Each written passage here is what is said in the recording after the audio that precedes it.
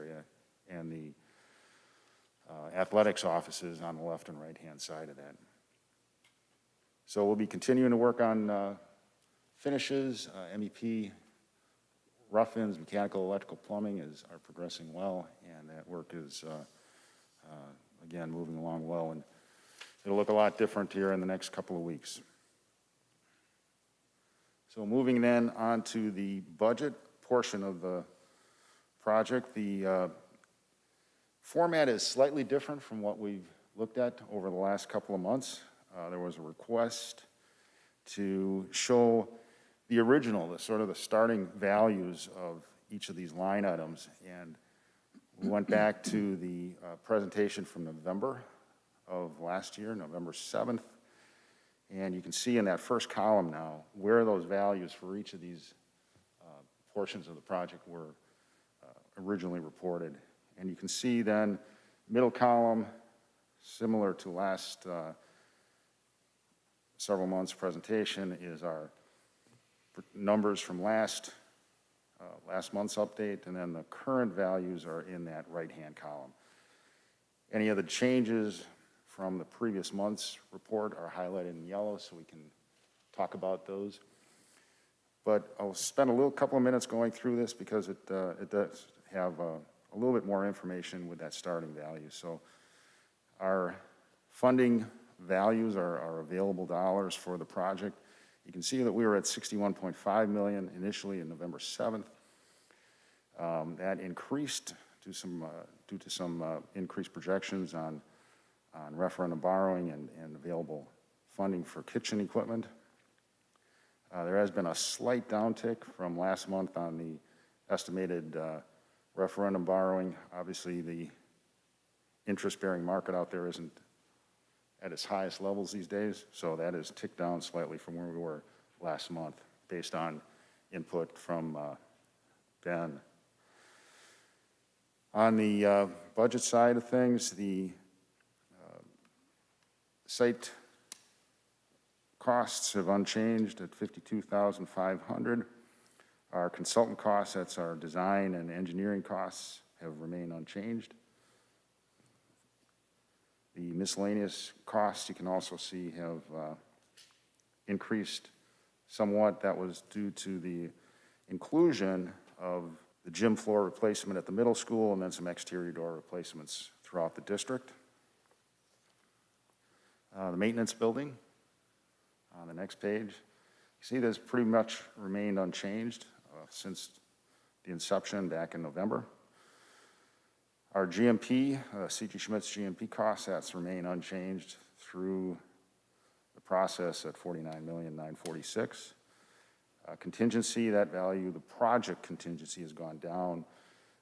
Those dollars have been rolled into some of these other overages that we're going to be talking about, and unchanged from last month, of course, at $0.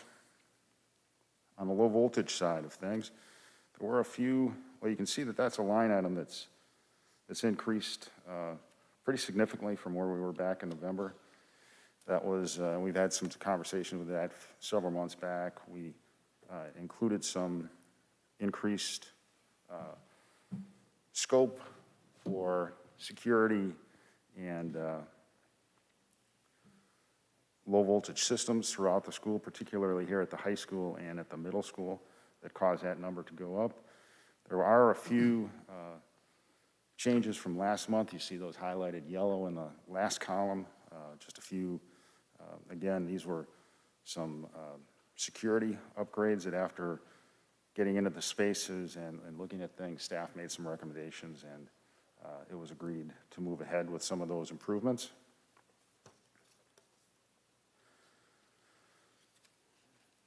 On the next page, you'll see that our low voltage equipment numbers will remain somewhat unchanged. There has been a pretty good significant increase this month. That was due to some reporting on some of the AV and low voltage equipment costs that the school had expended to support some of the upgrades and things that were happening throughout the district. FF&E, fixtures, furnitures, and equipment in the next section has remained unchanged. And on the last section of our costs, this was the development and soft costs, and this is where we're reporting our abatement, lead and asbestos abatement costs. There was a pretty significant uptick last month. That actually has gone down. Those are those yellow highlighted numbers. You see that after review with the consultant on some of the costs that were being reported, we saw that there's some duplication of costs in the previous month's reporting, so we were able to bring that down and also lowered the projected future costs a bit from $70,000 down to $60,000. So bottom line, you can see how we've changed from the inception again, last month and this month's values, up about $110,000 from last month. So how does that relate to our contingency and the overall picture of how things are going? On the top of the last spreadsheet, you see that we have $114,000 of unallocated funding. In addition, within the dollars that we've reported as expenditures, we've got our construction contingency.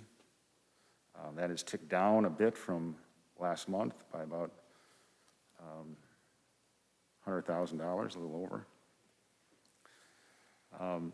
There's also been a fairly significant decrease on the PCOs. That's the next highlighted yellow item. We talked a bit about that last meeting. We've put some of the facade upgrade work on hold. We're going to review that again a bit later in a few months to evaluate whether that's a priority that needs to proceed. But for now, that work on the north and the east side of the high school has been put on pause, and that's been a pretty significant savings, as you can see in that last item. So bottom line, you can see how our remaining contingency, we were reporting $819,974 last month. That's gone up to $1,113,000. So still a significant pending balance, remaining contingency on the project. Any questions? Yeah, is there a place where you show what the contingency amounts were? So on Schedule C here, construction contingency, is there somewhere that we can kind of go back and review what that all entails? What those drawdowns were? Well, I'm saying, so if you, the pages aren't numbered, sorry. Oh, okay. So Schedule C, which you just had up, and Yes. it shows the overall budget summary and contingency status. Yes. And then it shows contingencies included in Section B, budgets above, and then so you got construction contingency, $1,896,000. Is that broken out somewhere? I know we've probably looked at these over the years. Yeah, we do have a detailed value or a detailed report showing. Sorry? We do have a detailed report showing where those, each of those specific items. We do review that in a little bit more detail at our weekly meetings and at our B&G meetings. Okay, I can contact the committee chair to get that, I suppose. Okay. Okay, thank you. Anything else?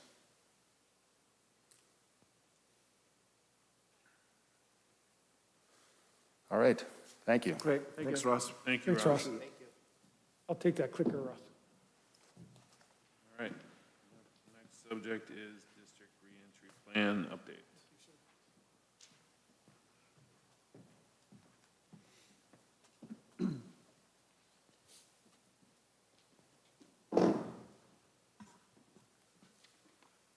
Thank you, Chris. Welcome those who are in person and those who are watching on their devices. Here we are in week 8 of our in-person and virtual learning. I can't tell you how much pleasure I find in seeing our students enjoying their instruction on a daily basis. Our environments, especially the in-person, is promoting good mental health and wellness for our students. That's That's spectacular. I hear that often from our parents. They're so pleased that our kids are in person. I can tell you that that same in-person environment is creating a stressful environment for our staff members. The mental health and wellness of our students is a positive. The mental health and wellness of our staff is something that is a bit of a challenge, and we need to continue to monitor and address. We are working to balance both of those, what's best for our students and what's best for our staff. In this environment, there is a bit of a balancing act. Our staff members have been doing an incredible job working to meet the needs of all of our learners. That's not easy. That's not an easy task given our environment, and knowing that every task, every decision, every interaction takes about 2 to 3 times long in this COVID environment. Nothing is easy in this environment. And board members, you know that just from the very nature of how we conduct our board meetings. They're all much longer. They take more time. There's sometimes technology issues. So we experience some of those challenges that our staff are experiencing on a regular basis. Board members, we know you know this is how difficult it is, and you're appreciative of our efforts. We have made the decision to offer in-person instruction, and 80% of our students are here in person. We have been doing a great job, but it comes at a bit of a cost. That cost is asking our staff to stretch and extend themselves well beyond the typical school year. So we are asking them to do incredible things in this environment, and they have been responding, but we know that we have to tend to their needs as well. Tonight, I will share our latest numbers. Those numbers reflect an increase in activity, similar to what we're seeing in our community. As we approach the Halloween weekend, parents and students can help our district maintain our model by following the proper safety measures. I've heard about parties in other districts and neighboring communities that have resulted in temporary closures and large numbers of students being quarantined. Parents and students, you can do your part and avoid unsafe situations. Avoid large gatherings, avoid Halloween parties. Each time there is a positive case or quarantine, our staff is called to action. This call to action can happen at any time during the week, during the evenings, Saturdays and Sundays. That's how it's been happening since school has started.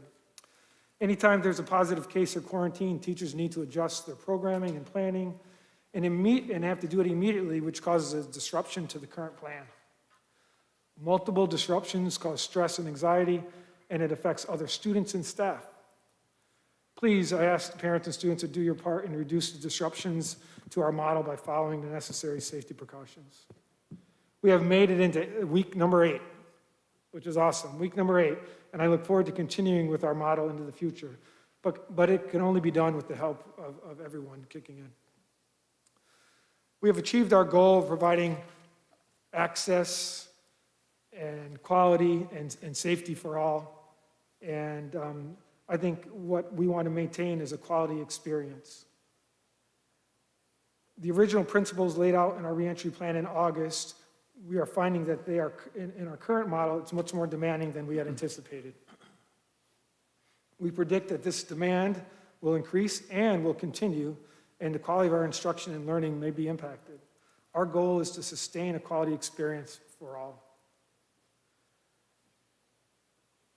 Where there are significant disruptions to our plan, the quality of learning and instruction is jeopardized. Board members, tonight we'll share with you all that we are doing to maintain access, safety, and quality. We'll also propose a few ideas that are worthy of your consideration to sustain a quality learning experience for our kids and a quality instructional experience for our staff while tending to everyone's mental health and wellness. We know the plan that was approved in August was a reentry plan. We put it into practice, and now that we are living that plan, there are areas that we want to tweak and adjust to ensure that we're providing a quality experience for everyone. And so tonight, we're going to give you an update on different aspects of the plan and engage and ask the board for feedback on a couple proposals that we're presenting here this evening. We continue to monitor our data. This has not changed, this slide. We look at our state data, you look at the county data, Cedarburg, and school district, and we're digging into it. And tonight I'm going to share with you the district dashboard that will go public this week, and also some internal dashboards that we use to monitor staff and student data. The dashboard. The first part of the dashboard is the county dashboard. I asked Brenda to take us to the county dashboard. This is the dashboard, I shouldn't say county, some of it was Washington, Ozaki Public Health Department, and it's their dashboard. And you've seen this on the first screen of their dashboard. It highlights the numbers for both counties, Washington and Ozaki. And Brenda, if you go up in the right and just select Ozaki, you can see the numbers for Ozaki County. I know many of you are familiar with this, but it's worth just sharing because we hear it and see it in the news, we see it in our community that the numbers of cases are increasing, quarantines are going up, and that has an impact on our system. And all of you know that, but it's worth just reviewing. Brenda, if you go to burden by zip, that tab at the bottom in the middle, and if you can go up and click Cedarburg, well, before you do that, you can see all the districts in Washington, all the communities in Washington, Ozaki County. And that purple area is what they call very high. It used to be called critical. The name has changed to align with the Department of Health Services, and now it's called very high. Now, Brenda, if you could click on 53012, you can see our burden rate since April. You can see the low was, recent low was at the end of August, beginning of September. And since that September holiday, it has just been going up ever since. The high was just a few days ago. It was on October 26th, and it was at 804 per 100,000. As of today, this afternoon, it is at 756 per 100,000. I look at this data and monitor the data. It's important that we just know it's one of the pieces that we consult on a regular basis to get a sense of what we may anticipate in our system. The data in our community is important because we know what goes on in our community eventually hits our district, so it may lag a little bit before we see the impact in our system, but we know as these numbers were going up in the community, we were going to anticipate the numbers going up in our system. Brenda, if you go to the next tab on the bottom, it's the school data. And on this tab, these are all the school district boundaries, I should say, and you can hover above the different boundaries. Ours happens to be the gray, and if you hit that, you can see that the rate for our community, Cedarburg, and it's everyone within our school district boundaries, is 626 per 100,000. And you can click on other communities, and those along the lake shore tend to be a bit lower right now. Those to the west of us tend to be a bit higher.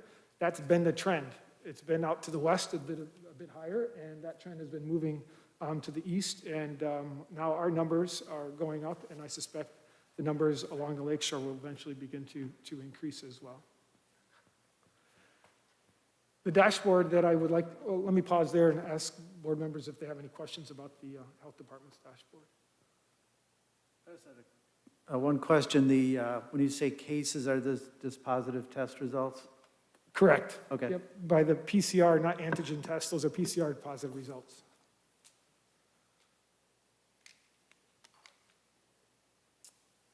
So Todd, I'm sorry, our district, you have our if we go one more slide. One more, sorry. I'm looking at this chart.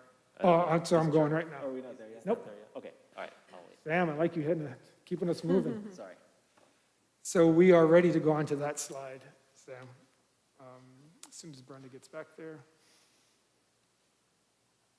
So this slide is a new slide, board members, that I thought would be valuable for you to take a look at. This information is taken from our dashboards, which I will share with you on the next two slides. And what we're doing is actually showing information specific to our district. And the first row is the district, and it's secondary, which consists of the middle school and high school, and then primary consists of our 3 elementaries. In the first column, it's staff and students. That's the total individuals in our buildings. So this is in-person data is all we're looking at for the District 2911, and you can see the number for secondary and primary. The next column, student and staff positives over the last 14 days. So a lot of times when you look at the health department data, they talk about the 14-day average, you talk about the cases over the last 14 days, so we're attempting just to align what we have with the health department. I did share this with Nicole Kafka, who's here this evening, and I did share it with Kirsten Johnson at the Health Department and received feedback. Just want to make certain that it makes sense to them and it does reflect what we want it to reflect. So this is our attempt to kind of mirror some of the information that you're seeing from the Health Department. So you can see student and staff positive cases in the last 14 days. The entire district is 20. You can see the secondary is 9 and the primary is 11. So keep in mind, that's 9 staff student positive cases last 14 days between both the high school and the middle school. And then you have 11 cases between all 3 elementary schools. Move over to the next column, you have the percent positive, simply doing the math. You can, between the 2911 and the 20, divide and multiply by 100, you get 0.69 as the percent. And you can continue to carry that across. So now I'm just going to continue with the district infection rate per 100 per 1,000. So you can anticipate that you're going to run about 7 cases per 1,000 in our district. So if you're going to round up that 2911 and say we're roughly 3,000 in our district, you'd run about 21 kids or 21 positive cases in our district. And then all the way to the right, total district burden rate per 100,000. I put that in there just to mirror what you'd find on the county website. I shouldn't say county, health department website. And that you follow a similar pattern with the secondary from left to right, and then the primary from left to right. And one of the conversations I had today with the health department is look at our primary burden rate. You can see it's higher than our secondary. And when you dig into that data, you can begin to see what school may have a few more positive cases than another. And I can show you how we got to that data.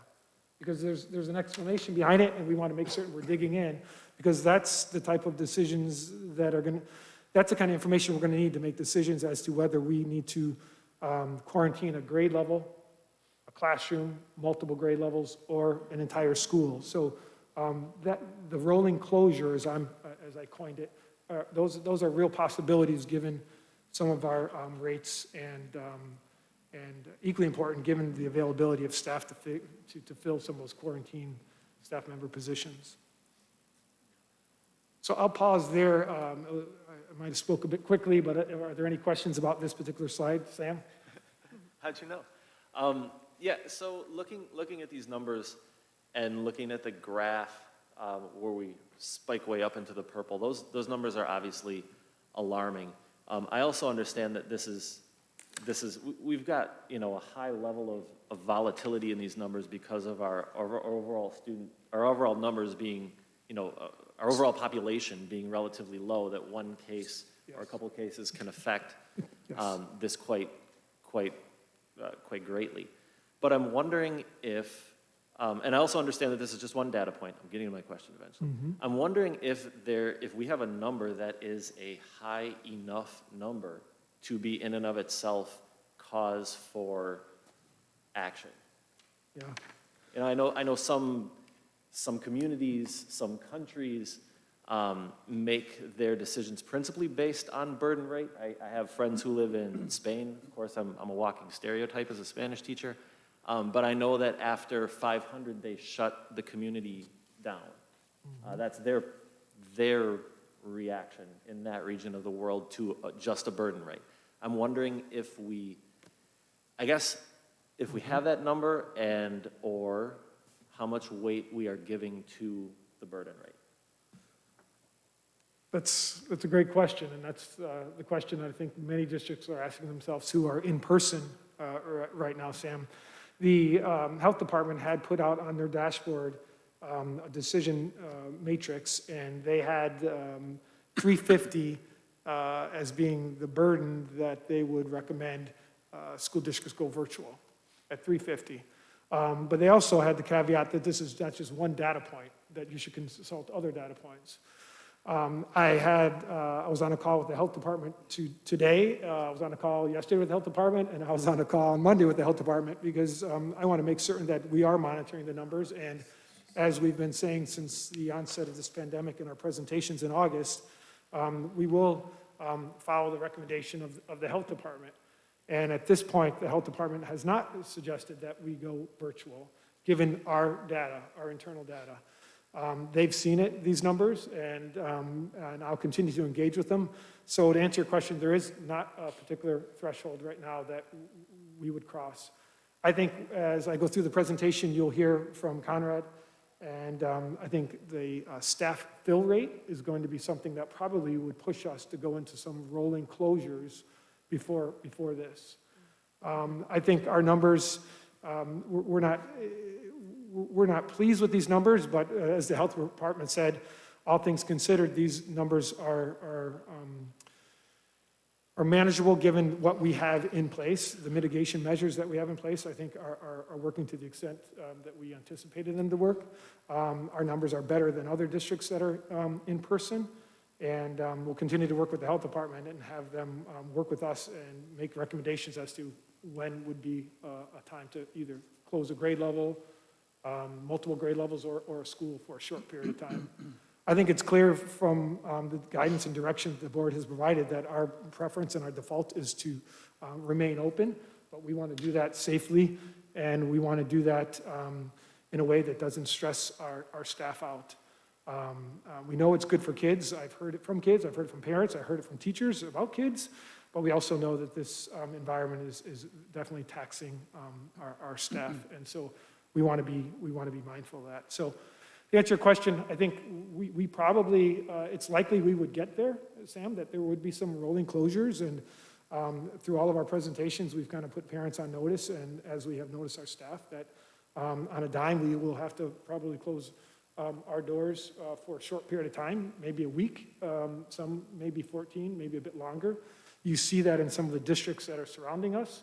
So when two districts to the south closed their doors for a week, I was on the phone speaking with the superintendents, and what caused that? What was the trigger? And so we're learning from each other, and those closures are short-term. They're about a week, and then they're going to open back up. So we're very agile. You know, we have to pivot. We have to be ready to do that. And as I said, I think our numbers are manageable. I think it's going to be the staff fill rate that's going to probably put us in a position where we have to close. Todd, I just had one question. Is the dashboard that's on our district's website, which I've not seen yet, is that accurate and up to date? My one I'm looking at says it was updated yesterday. That was updated yesterday, correct. So that says we have 8 active student cases. So I think I'll And show you, one- we have a more up-to-date version. You do? Yes. And we're going to go through this exact one? Okay. I believe that's the chart that Karen Yeah. puts together. Sort of the summary Yep, chart. and we take it, I think snapshots are usually twice a week, and we took that snapshot, but numbers do change daily, and that's what we're attempting to do, is keep our data as live as possible. I'll show you the latest numbers, Brandon, as we go through this presentation. Chad, I have a question. Are you tracking, and I guess I know you, I'm sure you are, when the contact tracing, if it's school-related exposure or if it's been exposure outside? Because I know previously you had said most of ours was outside, getting it from outside sources, not within our school, because that's obviously a number that we have to watch. Yeah, absolutely. I'll probably have to defer that question to Nicole Kafta. Nicole, if you want to come up to the mic, if you don't mind. She's wearing her scrubs today. I said, Nicole, you can wear your scrubs. It's okay. That's her working uniform, and she spends a lot of time here in the district. And these numbers are really being drawn from all the work that Nicole and her team, they do behind the scenes. And there's a couple questions. That's a great question, Rick. And I know, Kevin, you've asked a question about the quarantines as well. So Nicole, possibly you can address Rick's question. Yeah, we do monitor where the exposure occurred. So on our internal tracker, anytime a quarantine is reported, we'll note if it's due to a household contact that tested positive, if it was a non-CSD event in which the student was exposed. But yeah, we do track that data. So, and our positive, and not just the quarantines, but on the positive sides, when someone comes back positive, when you contact trace them, has there been any significance that it's been because of in-school exposure, or have most of them traced outside? It's usually traced outside. We've had, I think, 2 cases now where we've had student-to-student transmission. Previously, we had no one in our quarantines testing positive at all, but as of late, we've had 2 cases now where we've had a positive case in the classroom, students are under quarantine, and then we learn of another positive case in that student, in that group of students that were quarantined. So kudos to our staff, I guess, that your plan you put together is working. So, okay, Has there great. been any student to teacher? Not that we can say for sure.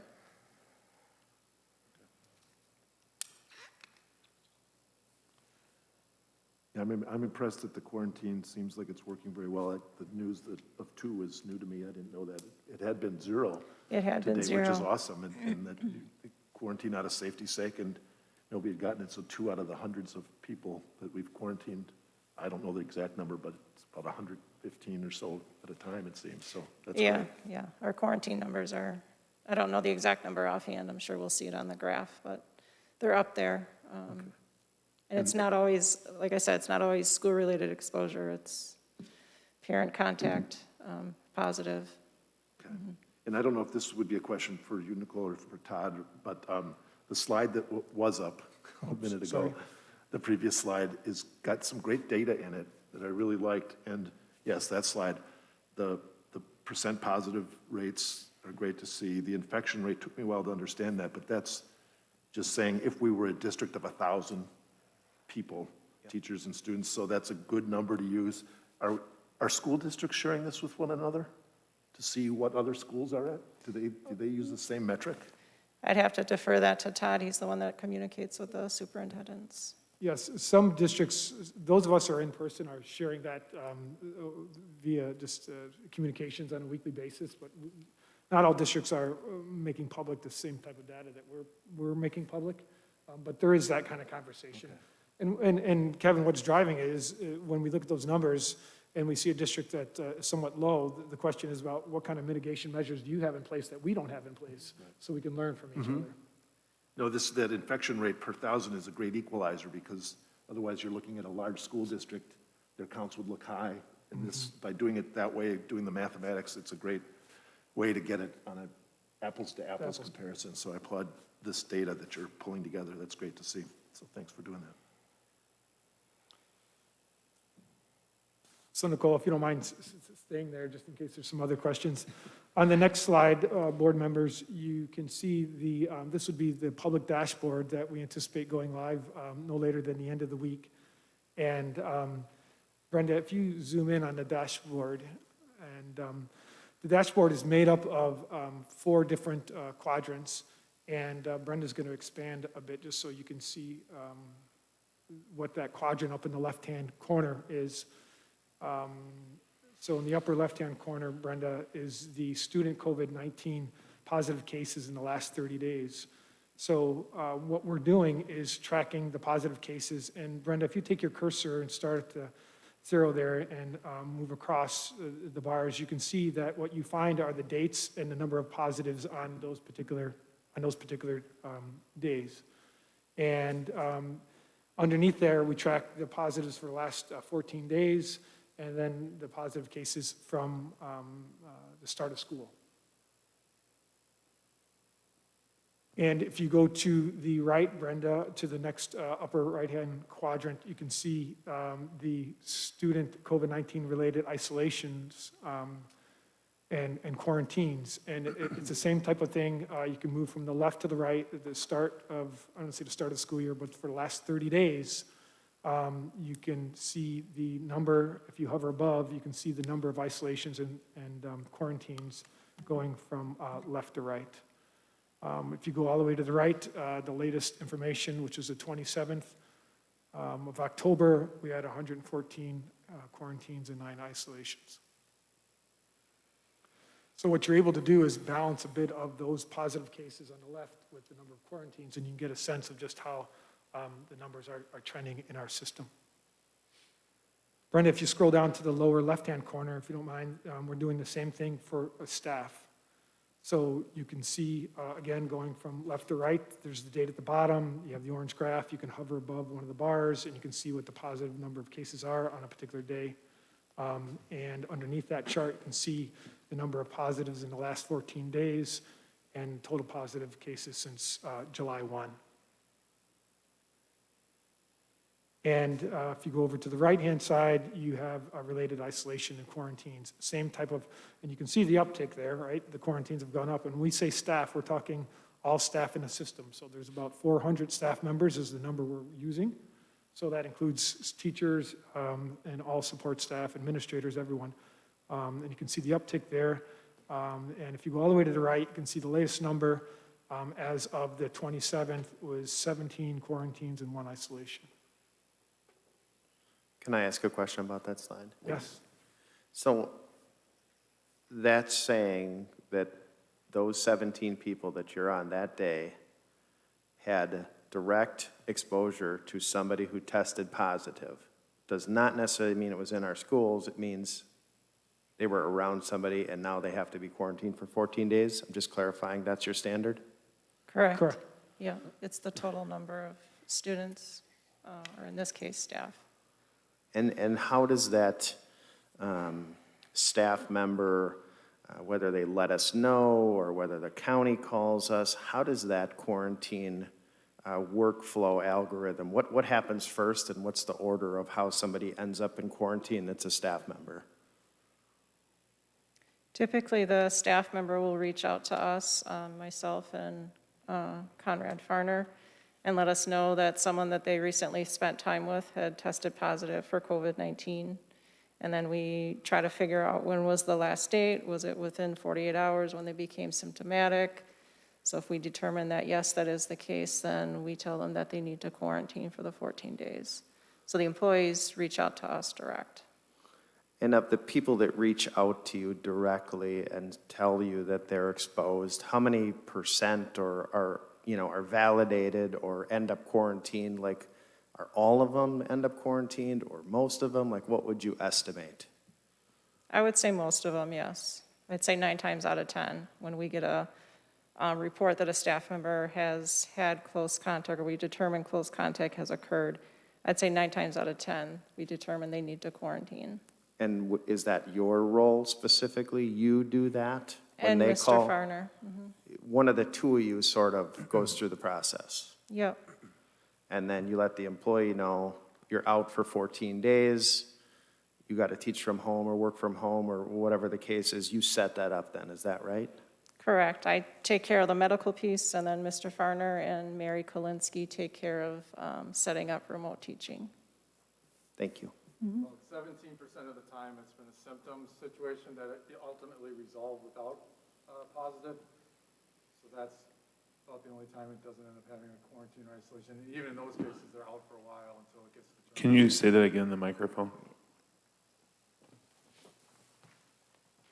About 17% of our staff cases end up having symptoms, but then they're a negative test. So other than those, they end up being some type of exposure or a positive test and a required quarantine.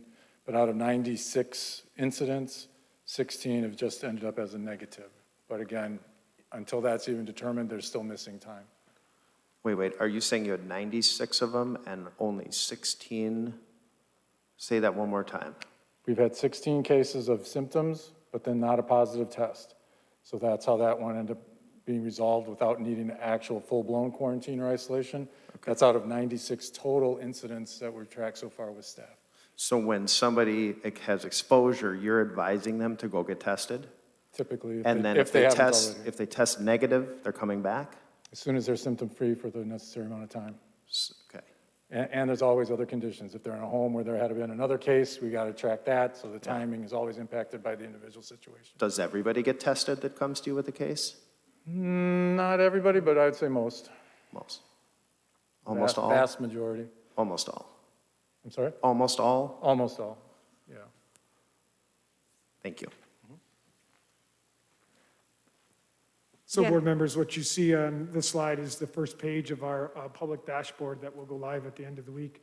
Brenda, if you go up in the left-hand corner and go down to the second page of this, which is student attendance. And if you hover, Brenda, on the first bar, what we've done is had the data pull for the last few years regarding just overall attendance in the system. And you can see the attendance rate for the first bar, the blue is 94.66% present, and it moves all the way across from left to right. And that orange bar is the month of September for this year, and the attendance rate is 93.59. The reason we're doing that is just to monitor. Some would say it's not really apples to apples because you have 20% of your students who are at home in virtual. But what we're trying to do is just track our mitigation measures working. And part of our mitigation measures is offering the virtual option, quite honestly. And so we're monitoring attendance for all students. And so when we know that 93.59% of students are absent, that means that there are students who aren't engaging, whether they be here in person or virtual. So it helps us just get a sense of how our attendance is comparing to past years and the months.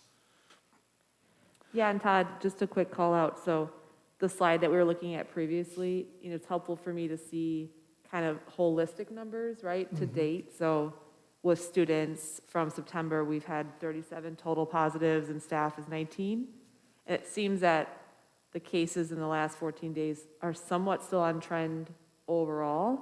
Because I'm just curious to see, like, if that starts to peak up and we start to get out of like that trend of monthly cases, giving us a little bit more time to prepare if an all virtual step has to come next. So, and I think too, it just understanding all the measures we put in place, like, are they working? It seems like so far they're keeping the sort of average the same, right? So we're not seeing a huge peak. Granted, it could be a little confusing when you're looking at the 14-day total versus the whole month, but I just think it's a good call out in the little box below positive cases for student and staff. So if you kind of look at it average by month, it seems like we haven't peaked at all. We haven't peaked at all, is that? Like we haven't increased drastically month over month. No, I think what has, regarding positive cases, no, but I think the quarantines are what Right. are pretty challenging. When you have a quarantine for students, what you have is students who are moving out of a system, either going virtual or are going to work from home on just to have their assignments the traditional way on paper pencil, and it creates that burden on the teacher to begin to monitor those students, or it increases the number of students virtual. So it's taxing. We Right. have a system that allows students to continue to have access, but it does provide challenges for teachers when you have kids moving in and out. Right. So our goal is to keep those, it's good when you see I don't say if it's good, but Nicole has done a fabulous job of contact tracing and quarantining. We'd rather see those numbers even lower because it just creates less of a strain on the teachers. Right. Having groups of kids moving in and out. And the same for staff. We'd rather see those numbers a lot lower when it comes to quarantine. Yeah, and to kind of loop back to something you mentioned earlier about some of the other schools that had closures, and when you use the term closure, you mean all virtual? Yes, I'm Yeah. sorry, yes. Yep. Yes, they would still have access. Yep. So when I refer to closure, it means to in-person. So Brenda, if you go to the third tab on this page, again, this is 4 tabs that will be made public. And on this particular tab, you can see, if you expand a little bit, Brenda, the first quadrant is student COVID-19 test results. And again, what you have are the positive cases. If you go from left to right, you can hover above a bar and you can see the number of cases by date, and then you have the total. But in the right-hand side, you have an interactive tab where you can actually drill down to a school or levels to show what the positive rates are over the last 14 days. So Brenda, if you unclick CHS and Webster, so we can just look at the primary there. So what you'll have are the 3 elementaries, and you'll see the cases over the last 14 days for the 3 elementary schools. And then you can see the positive rate, the number of cases over 14 days, which is 11.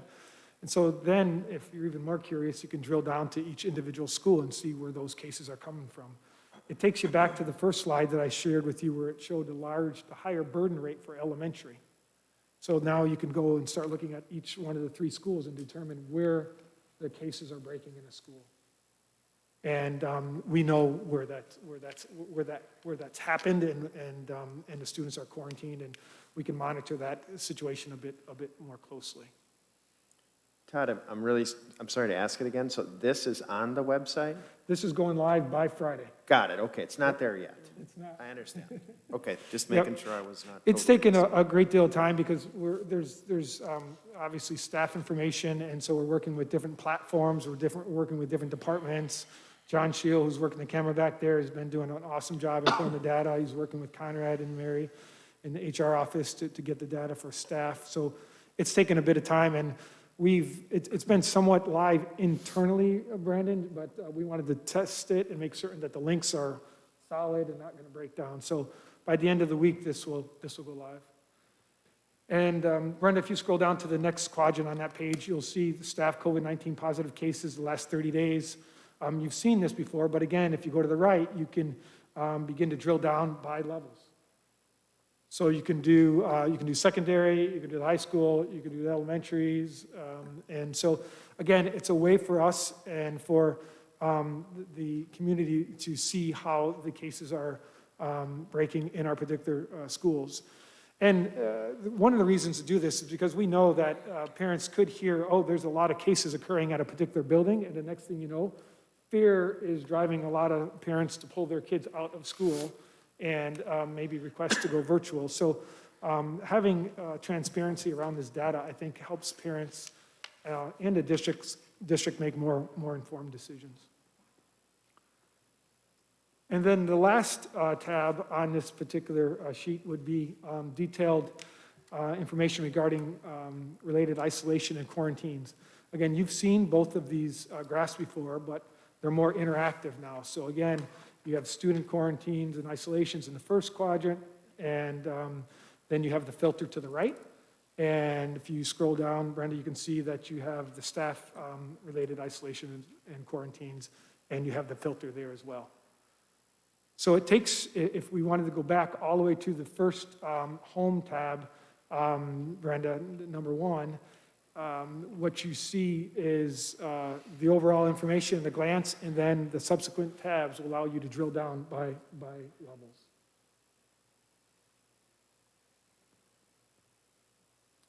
Todd, I just have a comment for board members. Someone just notified me that some of us, I guess, are not talking into our microphones. We're turning our heads.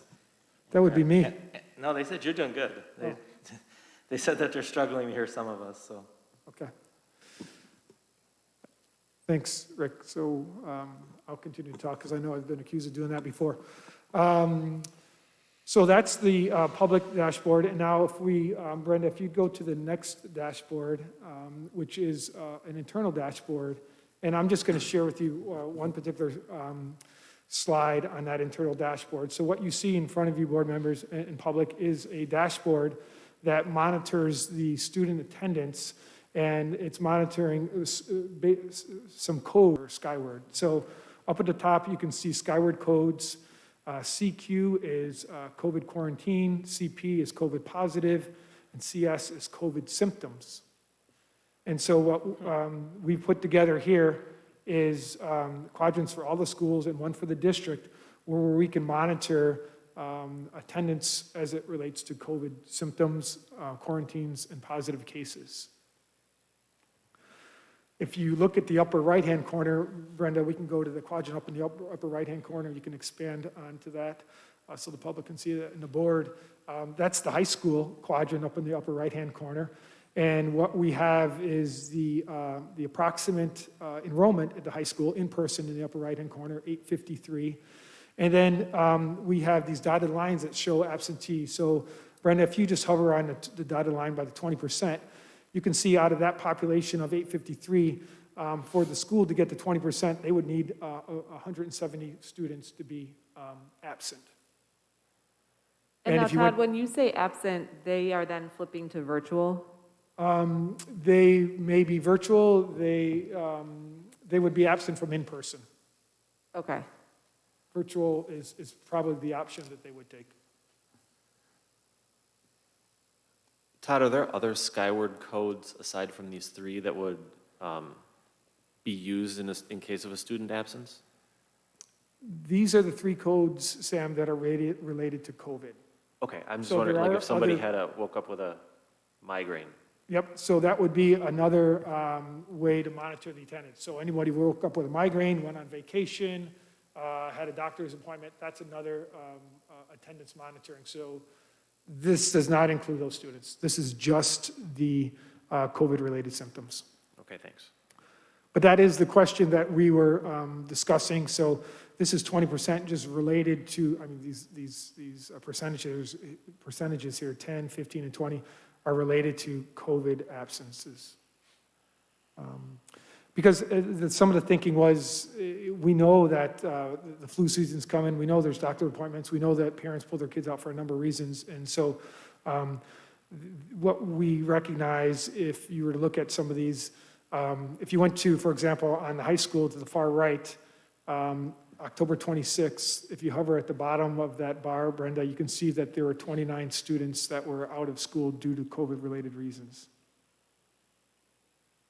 What we know is that the overall absentee rate for that day is higher than that. It usually is a couple of percentage points higher, Sam. So when, Kristen, you asked the question about some decision points, or maybe Sam, you asked that question. Most school systems tend to pivot when you find an absentee rate over 3 days hovering around that 20%. And the pivot to virtual would be for a week, or it could be longer, depending on why that absent rate is hovering at 20%. This is an internal dashboard, board members, that we use just to monitor, again, the attendance, which is COVID-related. And is there a percentage on the other side when it comes to staff? There's not a percentage. Okay. No. Conrad will show you some data related to staff, which I believe is probably coming up pretty quickly here. Yeah. Yep. So board members, these are some of the areas that we're monitoring, and it's not done in isolation, it's done in consultation with the health department, and it's this data that's going to help us make informed decisions when we get into the next few months, because I do believe these next few months, really starting with Halloween, then we have Thanksgiving, then we have the holiday break in December, I think that's when we will see cases increase in our communities, we'll see cases increase within our district, and monitoring these data sources will help us make an informed decision relative to any rolling closure in our district. Questions on? Again, by cases, you mean positive test results? Correct. Right? Yeah, And, okay. and number of quarantine as well. We've done a great job of, as I said, of conducting contact tracing and quarantining, but those numbers, as they get increased, you could find that you have more students in a particular grade level quarantined than you have in person, for example. And that may warrant that we go virtual in that particular grade level or that class or grade levels for a week or longer. All right, thanks.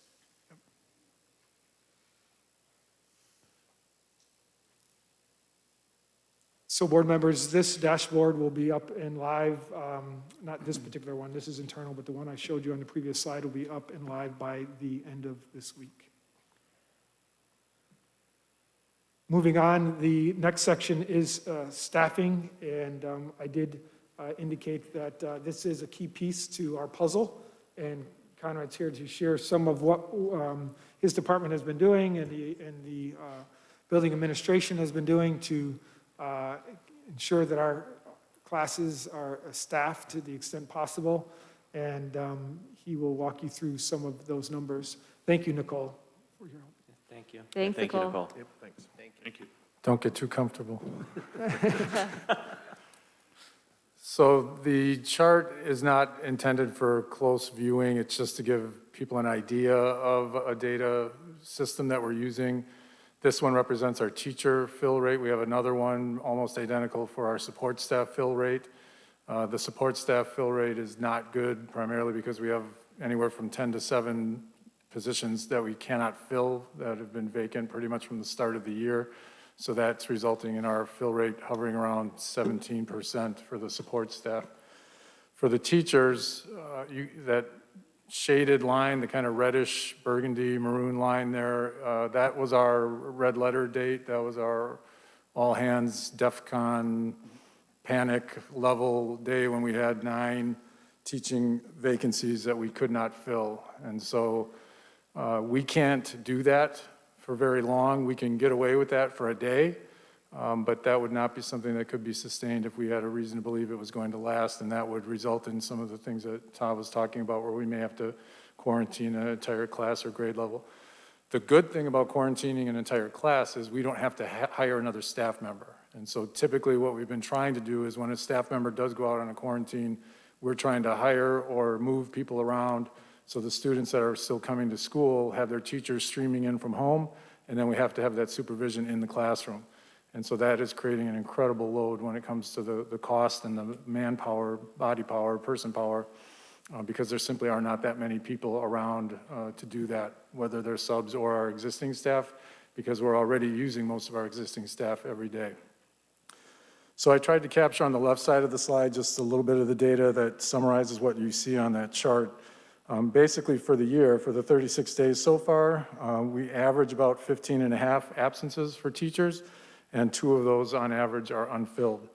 I thought it'd be interesting to look at the first 12 days of the year, so that's the next set of data where you see we were averaging 16 absences, a little over 16, and we were only having 1 unfilled. But then if you move to the last 12 days, the most recent, you'll see the trend that's starting to cause a lot of concern, where now we're up to 17 absences a day, and we're having 3 of them unfilled, and these again are just teachers. So if we continue on that rate, it's going to be difficult. Fridays are a concern. I think a lot of subs decide they don't want to work on Fridays, so that adds to it. And we also tend to have the unanticipated absences that aren't, we don't know they're coming. You'll get them the night before when somebody's feeling sick, or that morning when they call in. And so those are going to be challenges. To date, about 22% of our teachers have been impacted one way or another, either through a quarantine, positive test and isolation, or had symptoms and just had to stay out while they were finding out whether they were positive or not, or they've had to be quarantined because of a spouse being positive, child being positive, student, their child is a student somewhere in their school, sent them home, they were in a daycare and they got exposed or sent home. I mean, pretty much every reason known to anybody has been a reason why our staff have been impacted.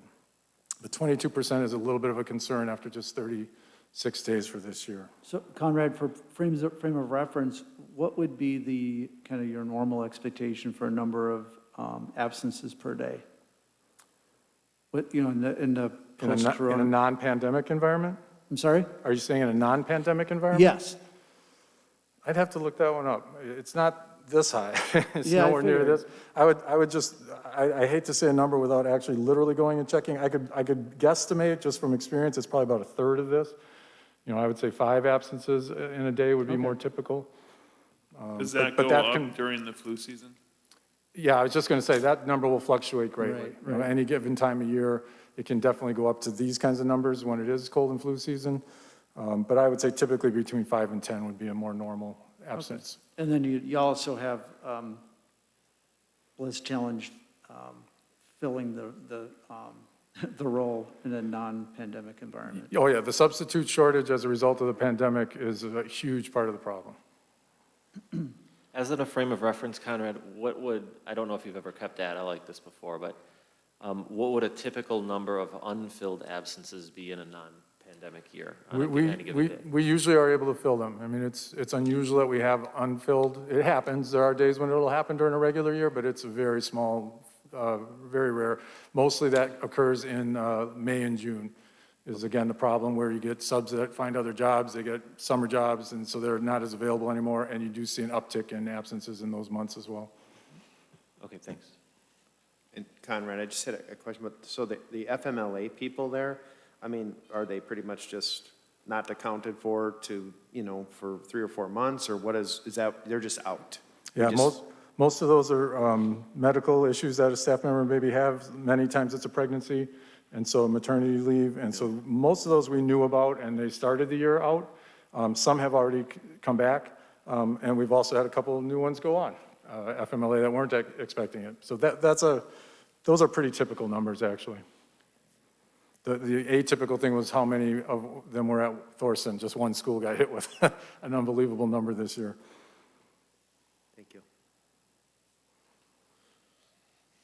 So that's that chart. Conrad, can you perhaps just say what it means by unfilled position? Because some may be thinking there are kids in the classroom, and there's nobody in the classroom with the kids. So what does unfilled mean? Sure. Unfilled simply means that we have a teacher absent and we don't have a substitute that was able to be hired and placed in that room. And so that means we have to scramble. That's where I was saying, it probably should be called DEFCON scramble, because if you're a reading specialist, if you're an interventionist, if you're a principal, if you're an aide that's a certified teacher, if you're a reading coach or literacy coach, if you're the building sub, anybody that we have in the building that we can put into that space to make sure we have adequate supervision, those people end up being put into those spaces. Psychologists, I mean, this list here shows you some of those without going through and reading them all to you. Basically, if you're a body in the building, you could be helping in those situations, especially on that day when we had 9 that we couldn't fill. And that's part of the stress. That's what's so taxing, because people can't do their regular jobs because they're spending so much time doing these kinds of things and filling in when we don't have enough substitutes. And so I won't read this to you, but it's a pretty comprehensive list that gives you a sense and a feel for the pretty Herculean efforts that are going on. I can't say enough about the staff, principals, the work that they're doing to put things together, piece it together. Pretty remarkable. And doing it with great attitudes and great effort, but you can definitely see it in their faces and hear it in their voices that it's taken a toll. Conrad, I have a question. I'm trying to figure out how not to sound terrible when I ask this question, but some of our teachers have had it, and obviously probably now have positive titer tests, so they've got some time now where they're not gonna be exposed again. How much of that have we seen of teachers that have had it already? So at this point, they're not going to get it again. I mean, that time changes depending on who you talk to. Some say 45 days, you're good.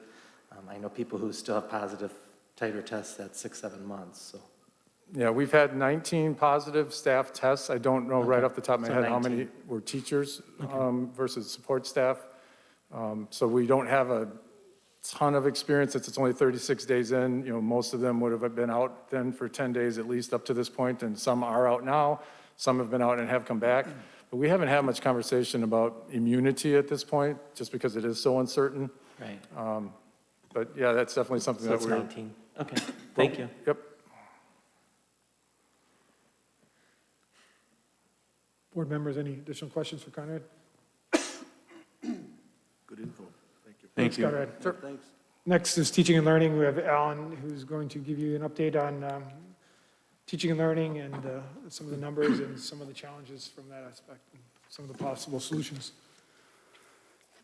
You know what? Seems like I do this to you every week. But it's almost 7:45. We're going to do a public comment now, so. You can have a seat. You can stay seated, Nicole. So are there people in the public that wish to comment? Just raise hand. Okay. So I'm just going to read a disclaimer here first.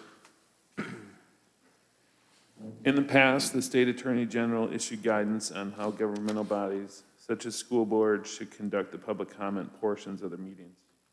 This guidance was given to assist governmental bodies in avoiding violation of the state's open meeting laws. The essence of this guidance is that unless the topic being brought to the board by the public is listed on the meeting agenda, no significant discussion can be held on that item. Instead, the topic may be listed on an item on a future meeting agenda, whereby discussion could then be held. The reason for this guidance is not to limit open discussion, but rather to ensure that all interested parties have equal opportunity to participate in the discussion with a full school board. We on the school board encourage community input, and we want to hear from your constituents. However, we also take the state's open meeting laws seriously, and will follow the guidance as outlined by the State Attorney General. Therefore, if an item is listed on tonight's agenda, open dialogue may occur between the individual from the public and the board members. If it is not listed, the board will be limited to listening only and will not be able to respond to comments or questions. If your item is not listed on tonight's agenda and you want to have a discussion regarding the topic, you are encouraged to contact the district superintendent and request that your item be listed on a future meeting agenda. As always, you are also encouraged to discuss any issue with individual board members on a one-on-one basis outside of the meeting setting.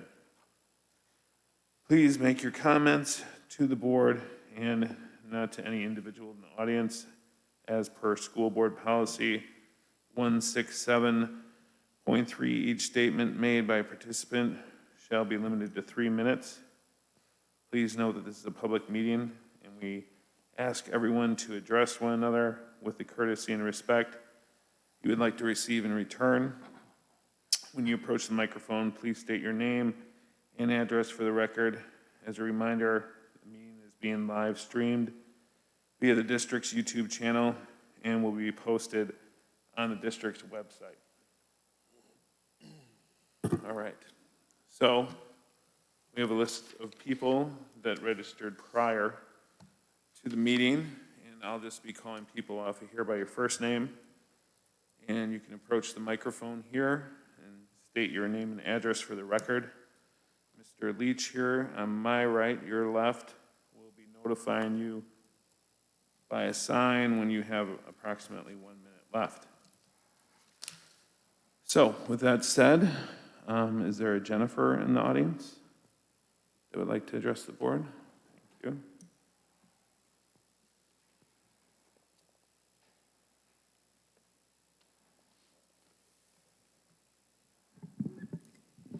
My name is Jennifer Meldman. I live at 300 Bobolink Avenue, Grafton, Wisconsin, 53024. We're in that slip that gets to go to Cedarburg schools. Okay, before I begin some of the other of my planned remarks, I wanted to just clarify a couple of things. When we talk about students or staff being quarantined because they've had exposure to somebody with COVID, and then we're looking at the data to understand, is transmission occurring? Are they then becoming positive?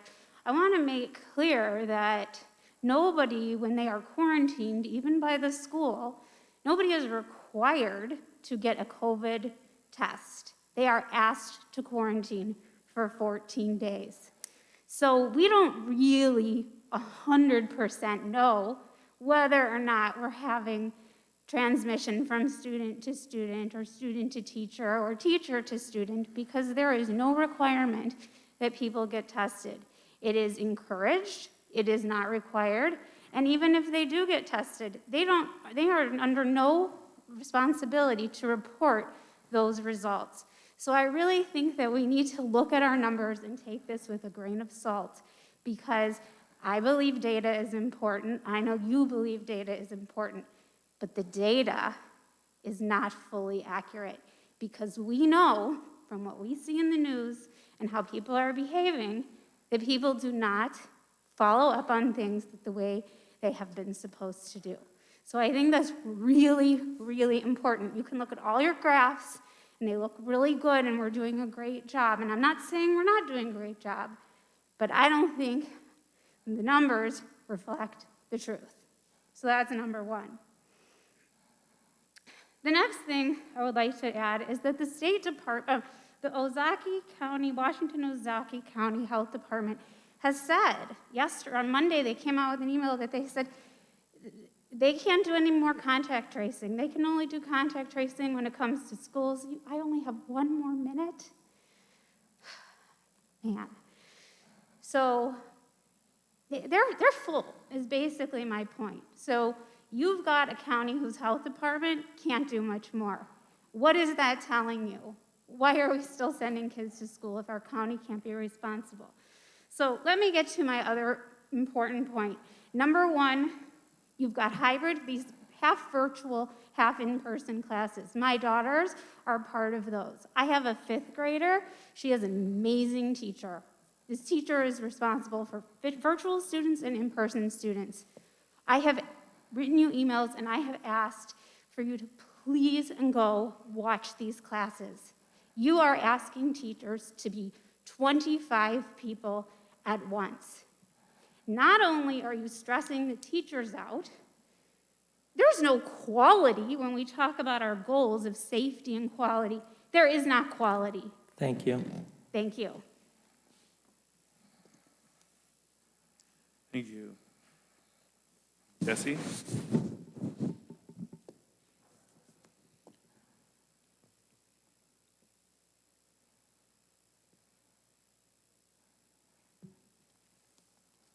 you start the time, can I just say to the staff, and especially Nicole, thank you guys very, very much for what you guys are doing. Now, you can start the timer, sorry. I don't start it till after you say my name and Okay. address. I just had to get that in, I'm sorry. Hello, my name is Jessie Machamvu. My address is N18W6415 Carriage Trace. First, I want to thank some of the people that reached out to me after I last spoke in front of the board. The compassion that I received from you guys was very greatly appreciated. To Reimer, Creer, and Leach, the fact that you have refused to even reply to my multiple attempts to reach out is very heartbreaking. Kennedy, just because your son has not heard the N-word does not mean there is not a problem. Goldbeck, telling me to bring my concerns back to the superintendent, I would just like to remind you that you were elected to care about the well-being of the students in this district. Since I last spoke, what my son has had to endure is scary. There are students that are praising Kyle Rittenhouse as a hero, and the fact that he murdered people was something to be celebrated. He has also had to hear students talk about how they would run protesters over with their car if they ever saw them in the streets. There are students that are actually talking about harming people that support Black Lives Matter. Yes, I did bring this to the attention to the district, and those kids are still walking around saying some pretty hateful things, even after being talked to. Another concern is my son having to look at the thin blue line flag mass.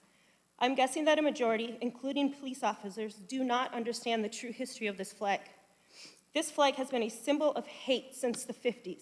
It was also used to sow racial division between police and black men in the 60s, and it has been used as a symbol of hate and division since that time.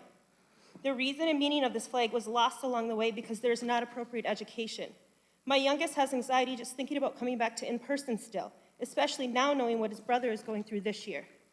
These are just two examples of why it is so important to have anti-racist education and bias training. It is not some indoctrination. It is to help people understand and realize and recognize racist behavior. I know that there are other families out there and alum that have gone through the same things that my family has had to go through. Put yourself in my shoes. What would you do if it was your children that had to listen to other kids talk about harming protesters when they know that their family is fighting for equal rights in the streets? Because right now, Black lives don't matter. What would you do if your children had to walk around looking at what accounts to a Confederate flag all day? What would you do if it was your child that no longer wanted to go to school because of the racism in the district? What would you do if it was your children that were being emotionally harmed? Please do the right thing and take this seriously. Anti-racist education and bias training is very much needed in this district because no child should have to go through what other BIPOC people have had to go through in this district. You are failing right now. Be the example of the right thing to do, not the exception. Thank you. Thank you. Thank you.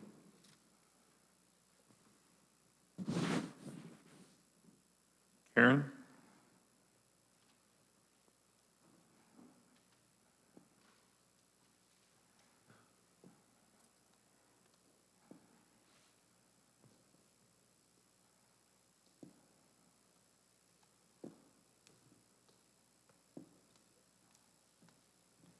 Good evening. My name is Karen Hershenson, 7026 Cedar Creek Road, Cedarburg, Wisconsin. Imagine the Norman Rockwell painting of little Ruby Bridges walking into school for her first day of kindergarten. Our hearts swell for her courage, and we are glad that she is safe, albeit she is being protected by federal marshals. She is the only child seen in the painting walking past the word nigger and smashed tomatoes on the brick wall. Ruby was the first Black student to integrate an elementary school in the South on November 14th, 1960. She went on to finish her first year in school in a classroom all by herself. All of the other white parents had pulled their children out of school because little Ruby was Black. It has been 60 years since that historic event took place, but the title of Norman Rockwell's painting remains the same: the problem we all live with. For 400 years, since the arrival of the first enslaved Africans in the Virginia colony in 1619, we have all lived with the same problem: racism and systemic racism in our country, our communities, and our schools. Mrs. Bridges became an American activist and formed the Ruby Bridges Foundation to promote the values, tolerance, respect, and appreciation of all differences. I grew up in Milwaukee, and I'm a proud graduate of Milwaukee Public Schools. I am also thankful that I went to school during integration. I will never forget my first Black friend in second grade, DeGala. She shared her sunflower seeds and now and laters with me at recess time. I believe that attending integrated schools while growing up was a gift to me. My world was expanded and enriched by attending multiracial and multicultural schools. By having friends that were different from me, I learned at an early age that we really have more in common. After graduating from college, I worked as an art teacher and taught in both Chicago and Milwaukee public schools. My educational experiences left such an impression on me that I wanted to give back, and like the Ruby Bridges Foundation, I wanted to promote the values, tolerance, respect, and appreciation of all differences through art and education. Not all students, like those in Cedarburg, have the opportunity to attend schools where diversity exists, and I believe that is a deficit to their overall education. As parents of a Latino child, it has been a concern of ours from the beginning.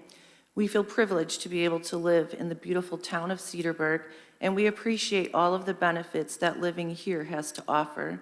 With that being said, we realize we also need to provide our son with diverse cultural opportunities to expand his horizons. Now imagine the handful. Thank you. I have a lot more to go. I just wanted to say, please implement curriculum change, implement Thank you. restorative justice programming, and there's other organizations in the community that you can reach out to that are already problem solving this. And thank you to all the teachers and staff during COVID-19. We appreciate all the work you're doing. Thank you. Thank you. Erica?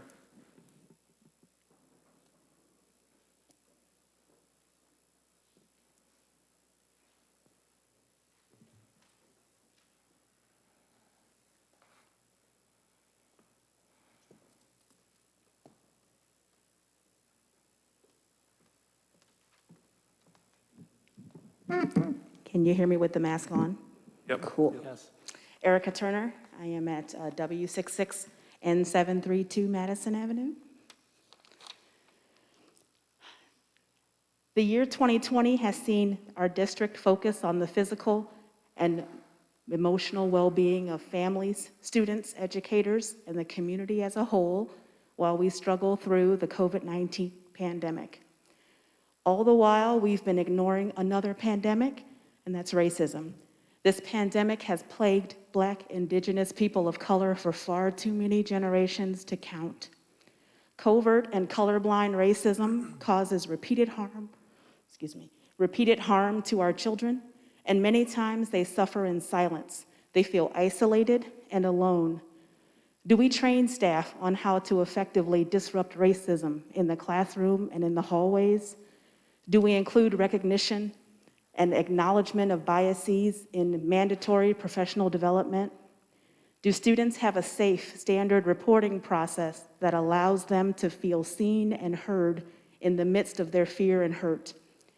District policy states, quote, "Every child has the right to feel safe and secure in the school environment. There will be no tolerance of harassment, intimidation, bullying, or physical attacks."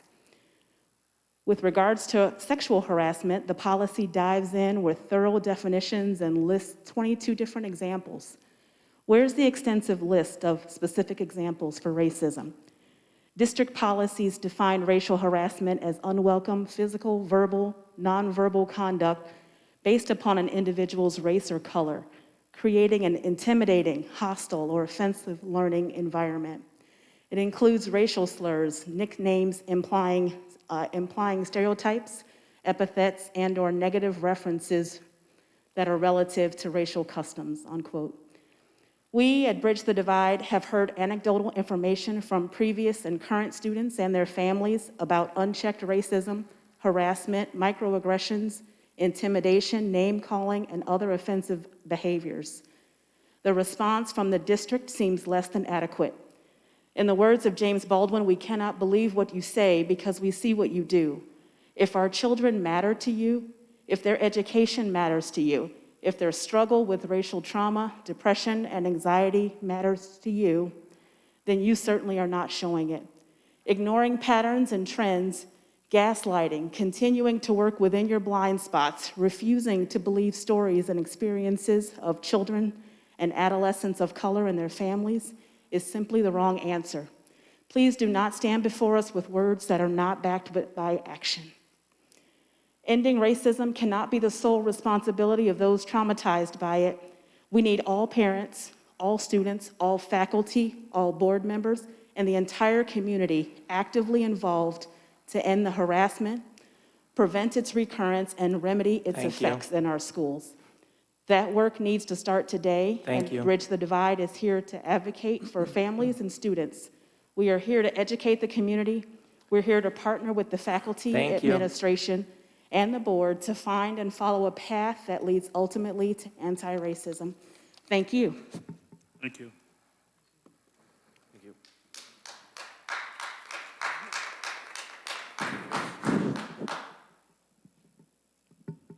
Deborah?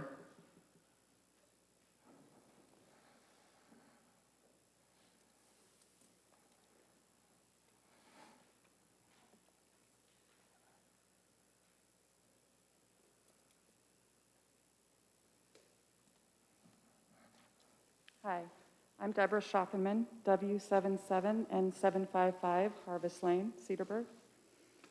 I care wholeheartedly about our school and community and value the great education that is provided here in Cedarburg. I would never want to jeopardize that education or the quality of our school. As in the past, my daughter has learned a great deal this quarter and is being assessed at a rigorous level. In addition, I think all the kids are learning a good bit more than is in their textbooks through this unprecedented experience. I'm not sure why, but through the exam mandate, you are choosing to ignore the impact of decreased instruction time with this new schedule, less efficient teaching and learning due to both in-person and virtual students in every class, and the time it takes to create exams that will work for a virtual environment. I too think final exams have value, but that value just doesn't hold true this year. Most of our high schoolers have already had the benefit of learning to study for and take finals, and freshmen will have that experience in years to come. I'm not asking for the board to eliminate exams from the Cedarburg curriculum. I'm just asking you to look a little deeper into the reality of this year's high school experience and constraints and put some trust in our teachers, administrators, and kids. Our teachers are not holding back and have high expectations for rigor in their classrooms.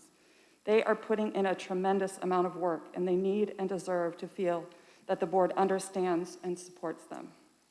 By the force of this mandate, you are willfully choosing to ignore the reality of our current year for our teachers and students. You're discounting their stress, their workload, their mental health, and the restraints placed on their instruction time given the new schedule. Traditional exams, as stated in the mandate, would require an additional 6 days taken away from instruction. You rightfully chose to implement this new schedule because it was the best choice in the current climate to control the spread of COVID-19, not because it was the best schedule for student learning.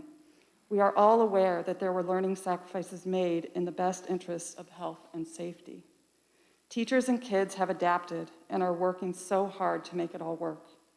It's a double standard to now expect the, quote, normalcy of traditional exams when our educators don't think that that's in the best interests of learning. I support our teachers as the most qualified to decide whether or not to give an exam, and I truly hope that you will too by voting down this mandate. Thank you. Thank you. Thank you. Is there anyone else in the public? All right, come on down.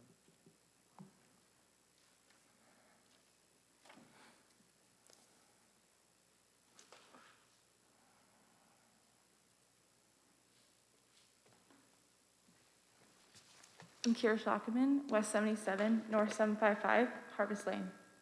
Hello, board members. I've had the opportunity to talk with a couple of you about the topic I will be discussing today, exams. I'd first like to start by stating, as a senior, I have seen the benefits exams have brought me in preparation for college, and I am grateful for that. I'm not against exams. What I am against is treating this year's exams as any other year, because this is not just any year.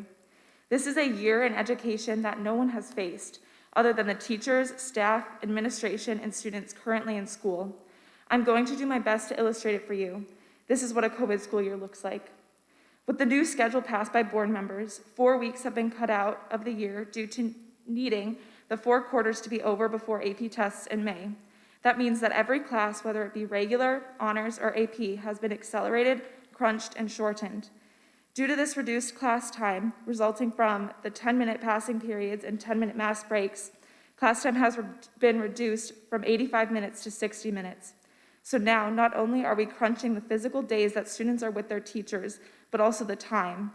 Due to this, as well as teachers accommodating virtual students, all of my tests have been pushed to outside of the school day with open note exceptions. These tests range from 50-minute assessments to 3-hour assessments. On top of this, I'm also expected to stay on top of my assignments, work, extracurriculars, and college applications. Adding in a 2-day exam week each quarter takes out an additional week and a day of school. That brings the grand total to 5 weeks and a day less of school than in a traditional year. The precedent that exams bring consistency to students and normalcy is quite frankly wrong. Why is our whole school schedule, learning, time, expected to change and sacrifice, but exams are not? A paper and pen test should not be put above the needs of students and teachers. Students will still have the opportunity to get the experience with exams in coming years. They will learn how to study and take them. They will be prepared for college. A 1-year exception for this completely unprecedented, crazy year is not going to alter that. This year, this decision needs to reflect what we as a society, community, and school are going through right now.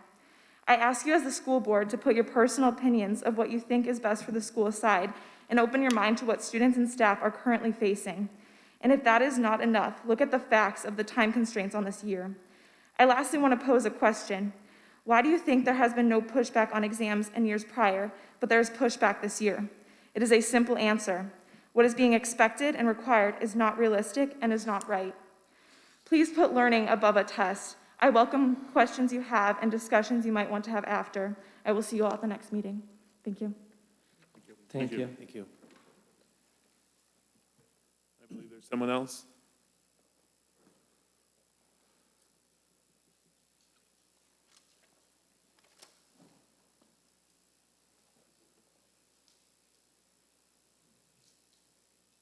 I'd like to make a motion that we waive the aggregate of 30 minutes for all public comments for this meeting. We're approaching that number right now, so I'd like to waive it. that.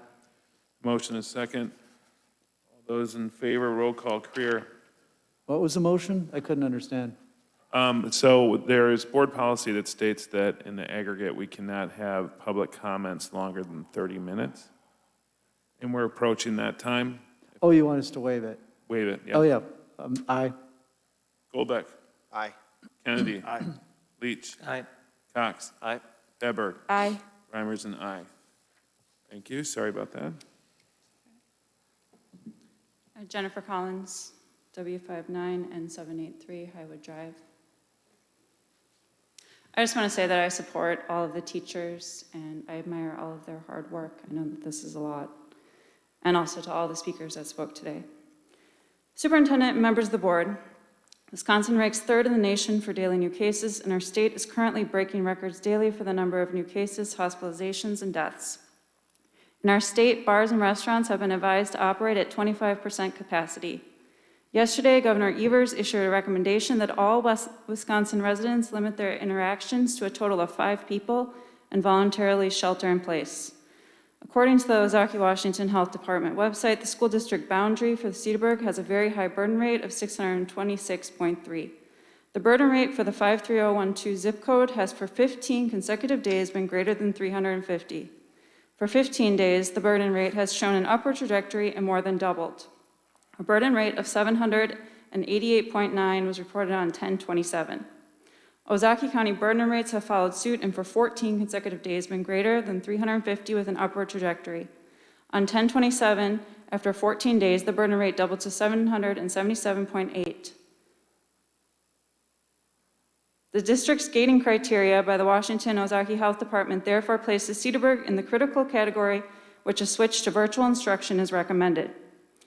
Furthermore, according to Harvard Global Metrics, Ozaki County is in the red and COVID cases are exponentially growing.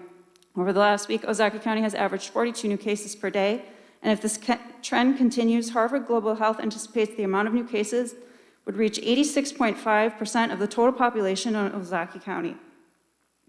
On the site, it further noted the infection rate for Ozaki County is 1.17, and that this infection rate indicates the number of cases is growing at an unsustainable rate. If this trend continues, Harvard Global Metrics states the hospital system may become overloaded and caution is warranted.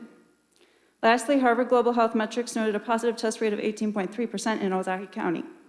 They note that this indicates testing in Ozaki County is limited and that most cases may go undetected. At this rate, Harvard notes it is difficult to know how fast COVID is actually spreading, and there is risk of a second wave of infection. It is time to listen to science and data. It is time to revisit the ethics of school board policy. The ethic that when elected by your constituents, you swore you would, quote, remember always that your first and greatest concern must be for the educational welfare of students attending the public schools, end quote.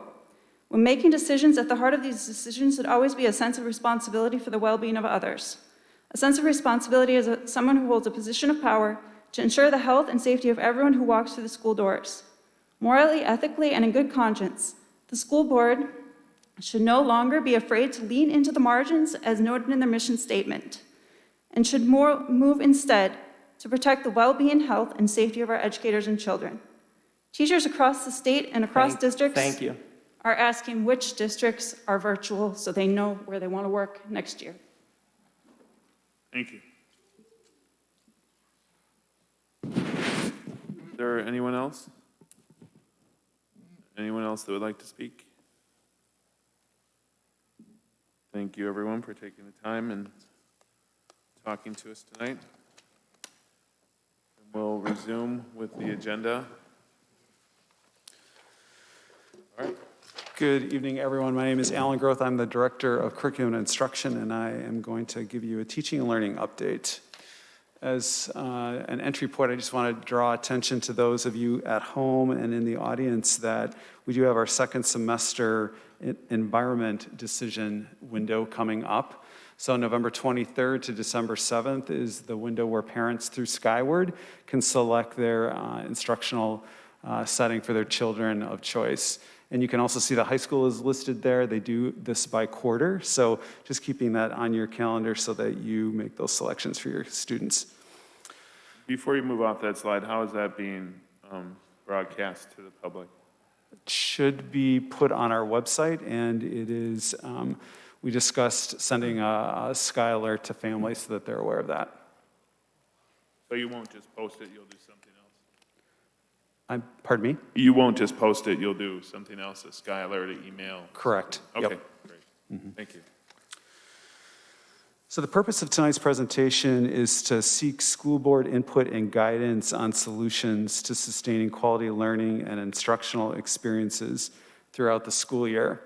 So as Superintendent Bugnacki introduced and opened this evening, we are excited to have our students and staff back in the system, and at the same time we recognize there are things that were unforeseen that as we begin to provide teaching and learning to students in multiple environments, there's some challenges that we've hit upon. So we look forward to dialogue with you this evening. We did convene an administrative team as shown up on the slide deck. And this is a representative group that met together to discuss what some of the challenges were and to pose some potential solutions that we might consider here this evening. I love always anchoring presentations around the district's foundation. So both the student engagement and development and staff engagement and development, this presentation you'll find are linked to both groups, students and staff. Just giving you a glimpse of the learning environment decisions families made. So overall, I think it's just important to see over to the far right, in person around 2,400 students, 2,500, and virtual around 600 students. So we are serving a school about the size of Thorson at home. Kind of a good context to put that in. So I thought it would be beneficial for us just to talk a little bit about teaching and learning. So give you some, and parents at home and those in the audience, some instructional insights into the life of teaching and learning. So first of all, we are excited that we are providing access for all, and this slide shows you 3 images that represent these environments. So in person, so the far left, we have students in our schools inside of classrooms like they were before the emergency closure. We have virtual learning, we have students at home, and we have remote learning, which is a temporary, short-term solution for students who are in a quarantine or have a medical reason that needs to pull them out and then come back into the system. So access, safety, both in place. Quality, we believe we provide a quality service to our children and our families and the community. We do see some challenges in the virtual environment that we think we need to surface, and we've been discussing as an administrative team. Next slide. So this is a slide I shared personally to the public on July 29th, and it drew a comparison between the emergency closure and the school year. And I want to draw our attention to the far right column, which showed some of the features of the school year that were discussed at that time.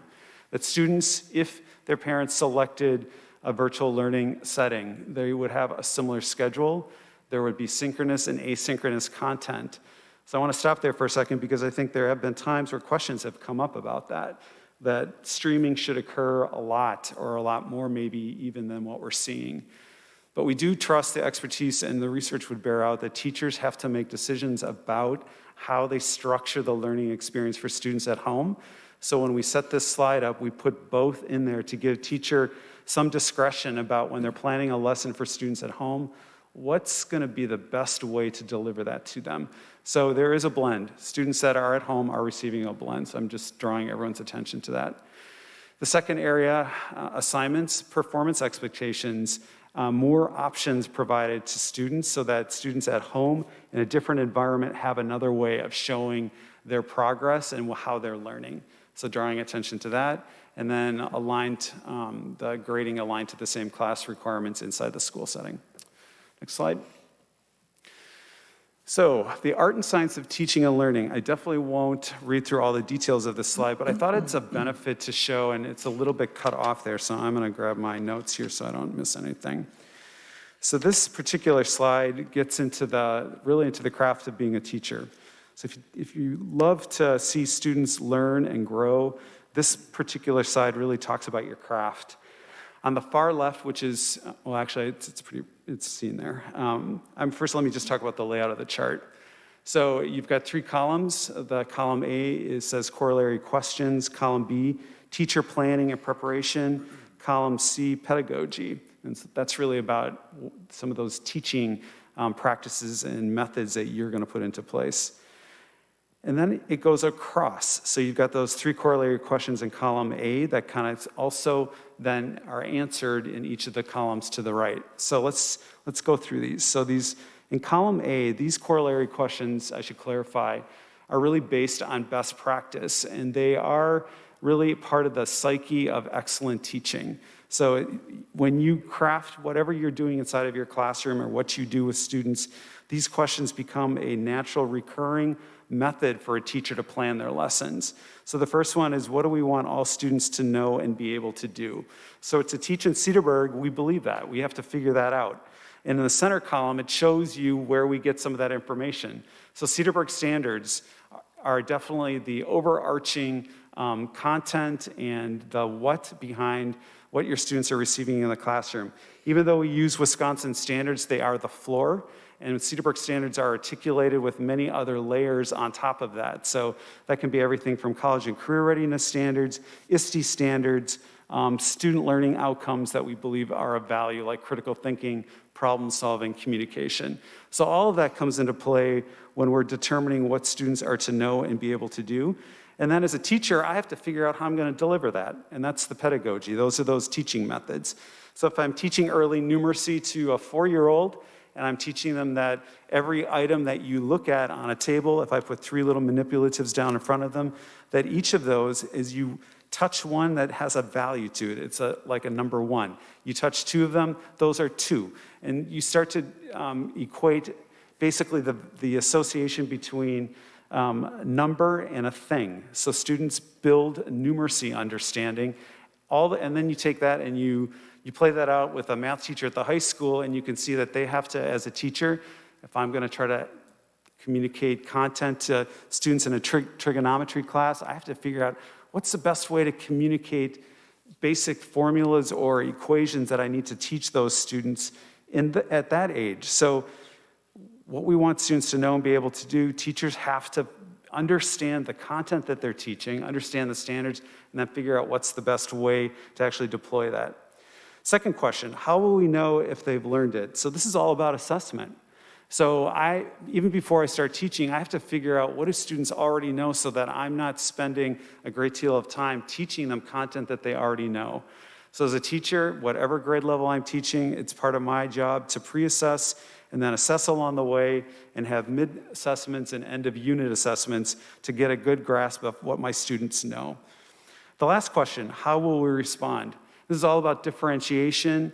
It's all about taking the assessment results and determining what am I going to do with students who may have hit the mark, may not know the content yet, or may need actually acceleration because they've exceeded the outcomes. So as a teacher, I have to figure that out. I have to determine what is the appropriate measurement I'm going to use to weigh in on that, and then if a student needs additional support, provide intervention or whatever else is needed so that they hit the target. So it's complex. The art of teaching and learning is complex. And I felt it was worth the exercise of just giving you a tiny glimpse of what goes into lesson planning for classroom teachers. Next slide. Alan, is it fair to say that it's more complex in this environment? Oh, extremely. When I see this, I'm like, this is what happens during normal times, during a traditional year, being a non-traditional year, even more complex. Exactly. So great question. So this is what occurs for students in front of you, and think about what this is like to prepare to do the same thing for students that are at home. So it just kind of opens up the complexity. So this raises some of the system-wide new realities that we're seeing. So I started to talk about intervention. So differentiation is what you do when students need different things inside the classroom. And we find that this is challenging. So as I was meeting with a coach this afternoon, and we're just talking about providing intervention to students, and the reality that due to social distancing, interventionists and teachers cannot meet with the same volume of students that they would have. So this particular area is challenging inside the school, and it's also challenging to take our interventions and translate them into a virtual environment through a computer screen and meeting with a student from home. So across the system, supporting students in these individual groups or even as individuals is actually getting quite challenging. I should also point out that we have reassigned staff that have provided interventions to actually support teachers who are doing the blended or full virtual instruction. So we are running our system on a rather tight staffing model right now. Pacing, we've noticed that teachers who are teaching students in the virtual environment takes more time. I think any one of us who've been in meetings realize that when you're in a meet with people, it just takes more time to communicate, to get ideas expressed, to learn whatever it is that we're trying to learn in that meeting. So teachers who are teaching in the virtual environment, the pacing is slower than their colleagues who have all students in person. Teachers are super committed, and they're concerned about this because they realize that we're all working towards the same outcomes, and how do we practically work through some of these challenges before we get too far into the school year. So we're talking about looking for ways to just focus in on the essential content, streamline some of the lessons, just things that we can actually do to alleviate some of the pacing lag that could occur and increase as the year goes on. Customized content. We want teachers not to stream 100%. So sometimes it's just really appropriate that you flip content, you provide students with other alternative ways to get the information that you would have provided to students in person in a different way and just link it into your Canvas course. It takes a great deal of time to do that, and providing the full streamed experience is something that is more like it's right there for you. You can just put the camera on and just stream live. But when you have really young learners, sometimes that's just not appropriate. So customizing the content is something that we need staff to do. The instructional models, all three of them, they all serve great purposes. They do come with various challenges. So the The blended classrooms, we've seen some situations where teachers' attention can be very divided. I heard a compelling, teachers share a compelling story where a student came to school virtually and looked incredibly distressed. And he popped onto the screen a little bit later than his peers. And you could just tell by looking at his face, he was actually looked a little bit emotionally upset. And it was due to connectivity issue at home. The computer didn't start up for him as rapidly as it should have, and he got into the meet kind of late. And he just really felt a lot of that pressure. So students are starting to feel some of these dynamics that typically when you're all in school, you just don't experience. So the instructional models all serve and provide access to students, which is awesome, but they come with these nuances and challenges that we are seeing teachers are facing, and so are the students. Student growth, so this is important. We did administer the MAP assessment to our K-8 students, had some challenges with that, but we want to continue to monitor the growth of our students and ensure they're reaching the benchmarks that we have set in place and making adjustments where needed. So keeping track of assessment results isn't easy because the home environment isn't something that we have quick access to. Everything has to be linked and provided through Canvas, and we just find some challenges with monitoring the overall growth of students.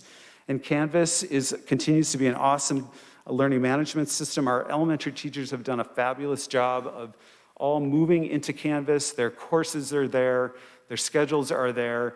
The continued linking of content, is new. So we recognize that, and that's a learning curve. So lots of opportunities really for continued growth to provide that access and high quality education to our students at home. And some of these things you just don't know until you get into the trenches and actually experience it and everything goes live. So that was part of the discussion with the administrative team. Some of the student areas we're noticing, so I brought up the assessments with the MAP testing. We had some students that was extremely challenging for to be able to navigate that at home. Took a lot longer than anticipated, something that we learned, and we'll probably make some adjustments during the winter session. The overall format of how we provide assessments, it's still a work in progress as we're in the progress marking window. We're finding that some indicators weren't all easily observable. So using 4K as an example, there's a lot of play-based indicators on the progress report. We can't observe those characteristics at home. So we have to make some adjustments there on how we're actually reporting out to students and their families, and it's just a reality with the new environment. Managing stress for the students, I talked about coming to a meet a little bit late and how that made them feel, some of the assessment pressures, just the routine changes, the isolation. I know that in conversations with another teacher about students that are in a meet and when faced with choosing, if you have to make a choice on whose question you're going to answer first, there is a leaning towards the students who are virtual because this teacher put it pretty poignantly. It's like they're alone. They don't have their peers next to them. They can't discuss something with somebody right near them. And though parents are under the roof, some caregiver is at the home, you can still see that the student has some of those missing pieces there. So that's stressful. It's not the same as being with your friends, and everyone wishes that we could all be in, and it's just something that we feel with the students. And as teachers, you don't go into teaching unless you have a heart that's just rich in empathy and wanting students to succeed. So they do everything they can to help those students in those environments. And engagement, keeping all our learners engaged. I was in a classroom recently and the teacher had a stack of 3x5 cards, and in really large printed font was every student's name. So in the lesson I was observing, that teacher was flipping through the cards and making sure that every student was called upon during the lesson to ensure engagement, because it's so easy to sort of back out and not really participate.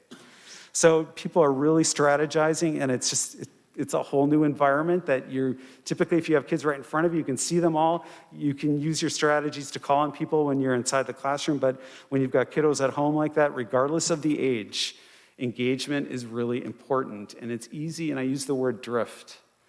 So the longer you're out of that classroom setting, it can happen to anybody. It's the degree of just being alone, working independent. connecting with the class, but really not feeling maybe a part of it. And we recognize that, and it's something we want to really persist with and do what we can to engage our students.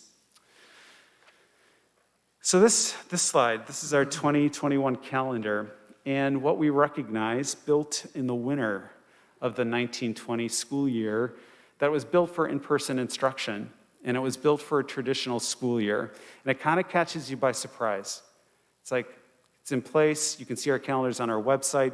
We have historical calendars. It follows a very similar model, and it's all there.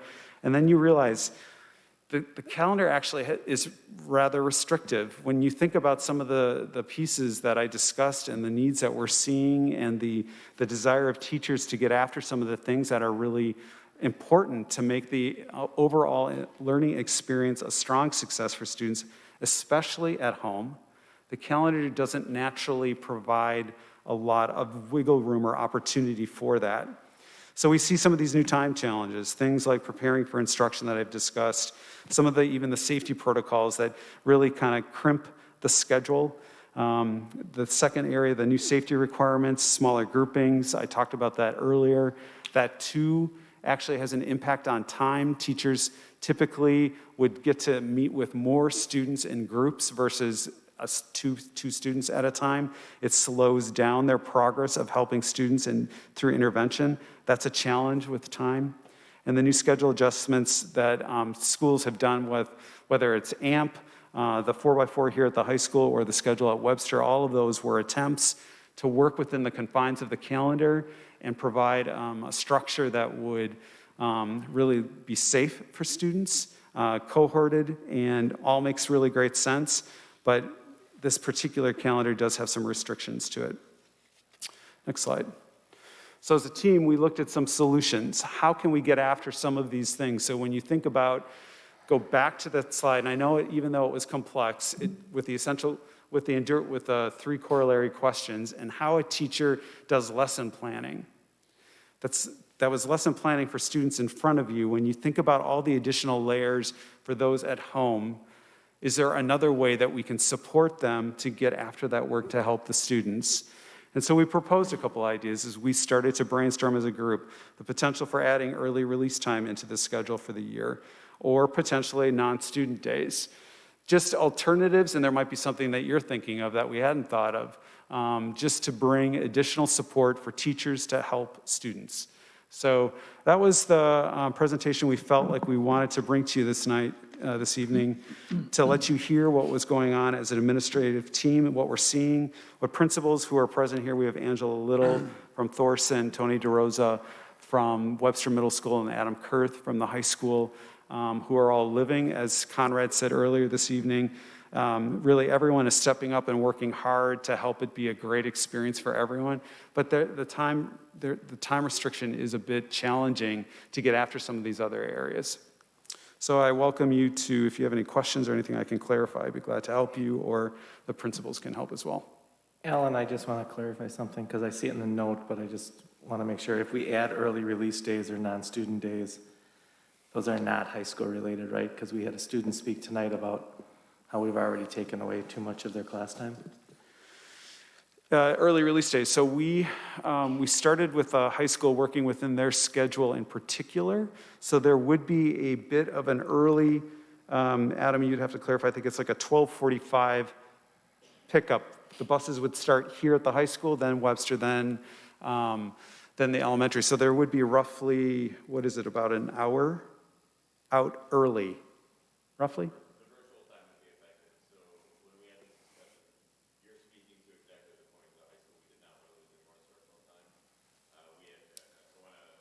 Maybe you can come up. You're going Adam, to need maybe to you go can to take the the mic, or no one at home's going to hear you, Adam. Thanks, Adam.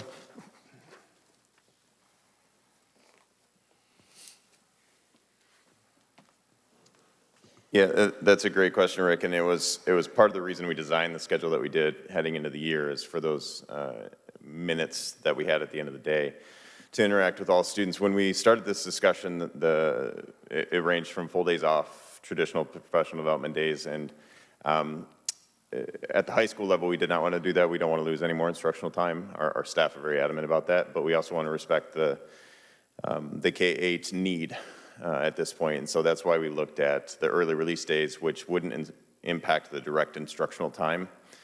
So from our start at 7:30 until we would adjust our lunches, so we would be done at 12:45, so students would not lose any of the class time that they had. What would be given up for any early release days is the additional minutes of connection time that we set aside for our staff every time during the virtual hour. Okay. Yeah, I just, like I said, with the student who was very concerned and very articulate about what she said tonight, I just want to make sure we're not losing more minutes. Yep, that was our staff's concern as well, and we think we found a way that has the most benefit to the district, least impact on the high school. Okay. So the instructional hours would not be impacted, Adam, is what I hear you say. Correct. Yeah, Alan, I'm happy to hear this and see that you brought this to our attention. I mean, I think our options right now are extremely limited in how we, take care of our teachers and give them that time to adjust to this environment. And to your point, I mean, that's a really strong call out that we have a calendar that's made for a non-pandemic year, right? But we don't have anything built in to adjust to accommodate that. And I think, we really have to make sure that we're considering the teachers, and that's not that much time that would be even given back to them, but it is a small opportunity for them to grade papers, look at their plans for the week, reflect, figure out what they have to do maybe differently in the coming week. Because we also want them to have more time on the weekends, which teachers typically use for that, to then recoup, right? So there's a high level of stress and urgency, especially if you're a teacher navigating virtual and in person.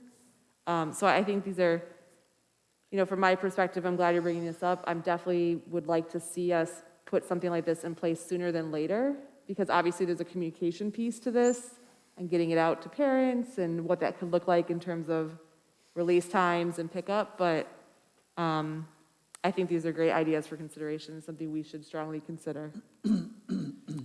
I agree, and I think that it would also lead to a higher quality of the instruction when, if our staff was allowed more time for their professional learning communities within the construct of a school day, and not having to use their own time, like Kristen was saying, in order to get these things done.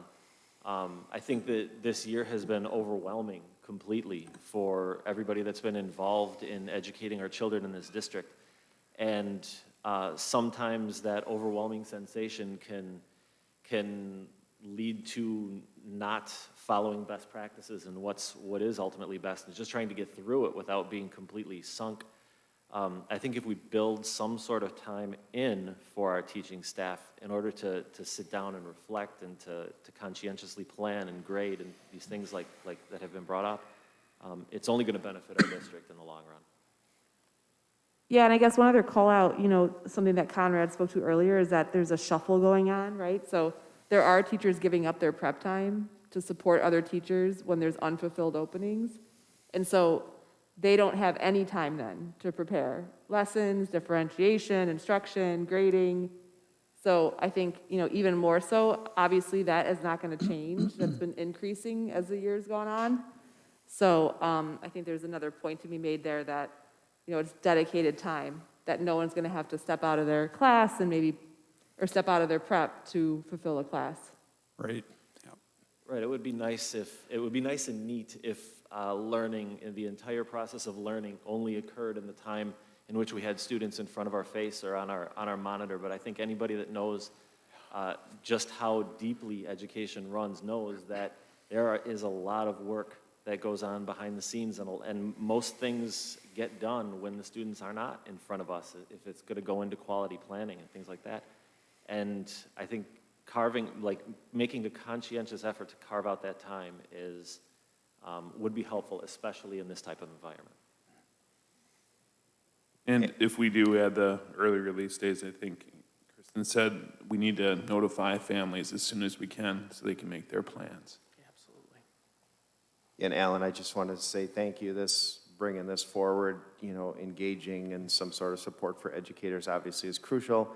And Adam made a reference to it, and I think there's a small a large voice that says you got to take care of your teachers because that's obviously the backbone of our system. So Adam already said it, that we've engaged the teachers in part of this process in creating an environment, whether it's extra time or whatnot. I just want to make sure that's actually the case, that we are indeed engaging educators as part of this process, that our teachers have a say, they feel they have a voice, that that's actually happening. Is that happening?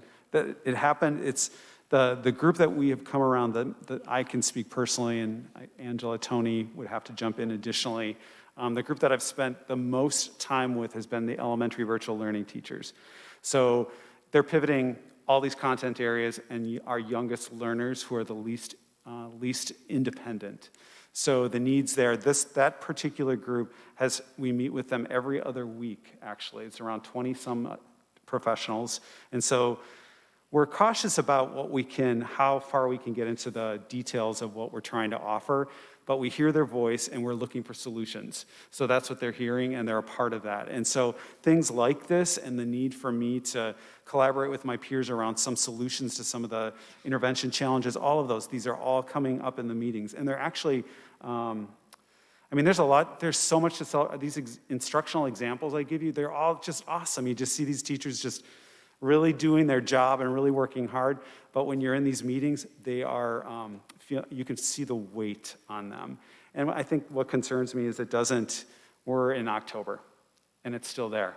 And that's usually, after a couple of weeks, you're in training, you get into a rhythm. It's like you want to feel like you're going. And I still feel this heavy weight, and that's concerning to the administrative team. It's just, they need support there, so. So from a middle school, high school, I know you've got the virtual hour, which was something smart. You were smart to build into your schedule. So that does provide time for teachers to actually connect with students. So that probably was helpful. I don't know if Webster, if you have anything in light of the teacher engagement part. Nothing. Okay. Ellen, are you, excuse me, are you hearing anything about maybe anything we can do to improve the technology? Or any kind of additional education that our educators could use, because this is a completely different world. And I know even in our business, our people have to learn how to do things differently, and I just want to make sure we're getting them the support, or if there's any additional help we can deliver. What are you hearing on that? Yeah, it's complex. I think our school year was definitely different due to the disbanding of computer closets in the schools and the wiring, and it just created a little bit of a challenge for us that was really unforeseen. Bandwidth and connectivity in your home environment, it's a piece that we have limited control over. I will say, though, the tech department, the instructional technology coach, Grace has really been helpful in providing videos and content for teachers that are getting to solutions of challenges that teachers have raised. Some of it was rapid. There was certainly a lot of rapid support needed for getting cameras into classrooms and helping teachers feel comfortable on pivoting multiple screens, and some things you just don't until you're in the trenches. That was done in time. So that was a little stressful. I mean, it's a lot of people, and the department isn't that huge, and yeah. So I think it's October now. I would say, I don't know if there's agreement that I think we're feeling like there's some cadence here, like we're moving forward. Good. I talked to somebody in the tech department today, and they said, yeah, they can sense it. Things are starting to feel like what you would want, like it's starting to calm down there. Not everything's perfect. You work through little glitches here and there, but I think things are coming along. Yeah, because I think that's really a huge area of stress that could potentially be dealt with. Yep. And I will say, when I use the word flipped content or pre-recorded content and time for teachers to do some of that, sometimes when you're relying on streamed content, it's something that you as a teacher, you can not have control over. Right. Your system could backfire, theirs could backfire, and you've got kids in front of you and kids at home, and it's like, if you can provide some flipped content, you don't have to worry about that as much. Yeah. Okay. So, if we are to do early release days, how much time do you think is needed to start communication to parents and to pivot a schedule? So we started to look at the calendar and try to practically think what would be a reasonable number that would provide the support for staff. I think we'd have to reconvene this team and really think about our communication plan. We, respectful to families and making sure that we allow enough time for them to make adjustments. So we haven't, we're soon to crest into November, so we'd probably get after this based on what the board's wishes are as soon as possible. And I'm all about being pretty methodical about, so what date would we let parents know? When would the first early release? Is there enough time there for them? So we'd have to probably talk that through practically. So November 20th, for example, could have been a day that we would have said, is there enough time to allow for that one to occur? It's important that we just talk that through really thoroughly and make sure. Otherwise, we might say, do the first one in December instead. And you're thinking of just doing one a month? One or two based on what the month looks like.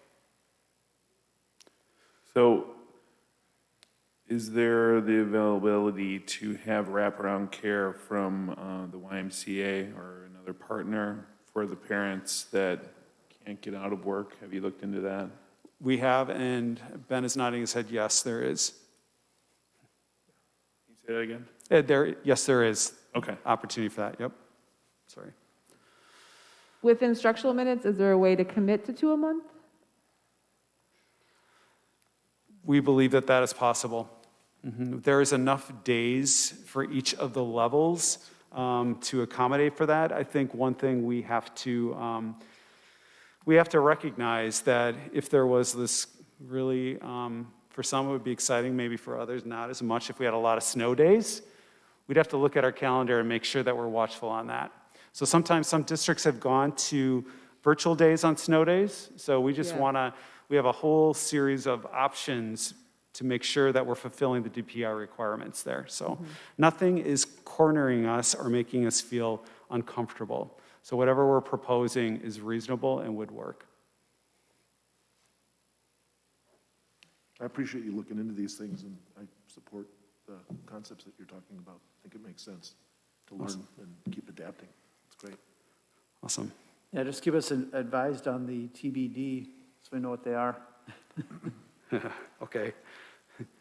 And I think if you do non-student days, we'd like to know about that as soon as possible. Could you say that again? The non-student days, it seems as though people up here on the board were really receptive of the idea of early release days. Correct. That didn't affect the instructional time for students. Now, if items 2 and 3, that being non-student days or TBD, to be determined, take away from instruction of the children, then I think we'd want to know about that. Is that safe to say? Yeah, Board members, definitely. I'm just trying to gauge your expectations. That's Yep, I appreciate that. Yeah, we felt early release was good for all. You know, that it works, it provides that regular recurring time for the teachers, and it's so reasonable. The days we were looking at, when we looked at the calendar, we tried to pick a day of the week that seemed like it would be good for families, getting our high schoolers out first. We tried to think of all the things that we could do to make this lean in a very positive, productive way for families and for staff at the same time. great.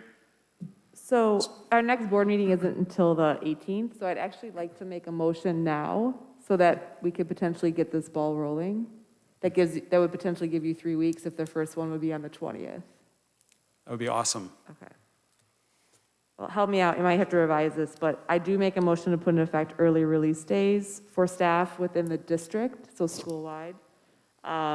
Ideally twice a month, and going into effect the week of November 16th, in case you change the day. Perfect. I'll second that. Have a motion and a second. Any discussion? Yeah, I do. Up to, I think, would be too, I'd be concerned at getting too many if we have too many and you guys can't make that work. So I want to make sure the motion isn't just that we will have 2. Yep, up to. Up to 2, okay. And just additionally, I'm nervous about the 16th because if I was a parent looking at if you have a two-parent working household, is that enough time for them to know? You know, kind of, in the past, we've always tried to give people at least like a 30-day notice. So I'd be concerned about that just being maybe a week too short. Yeah. To give them 30 days so that Yeah. they've got time to talk to their employers and make arrangements. For sure. I think the first day that they had designated would be the 20th of November, would be Friday, would be the first day that they have identified. So that would be, I do, yeah. what is that? Yeah, it's still a little less than 30, but. Yeah.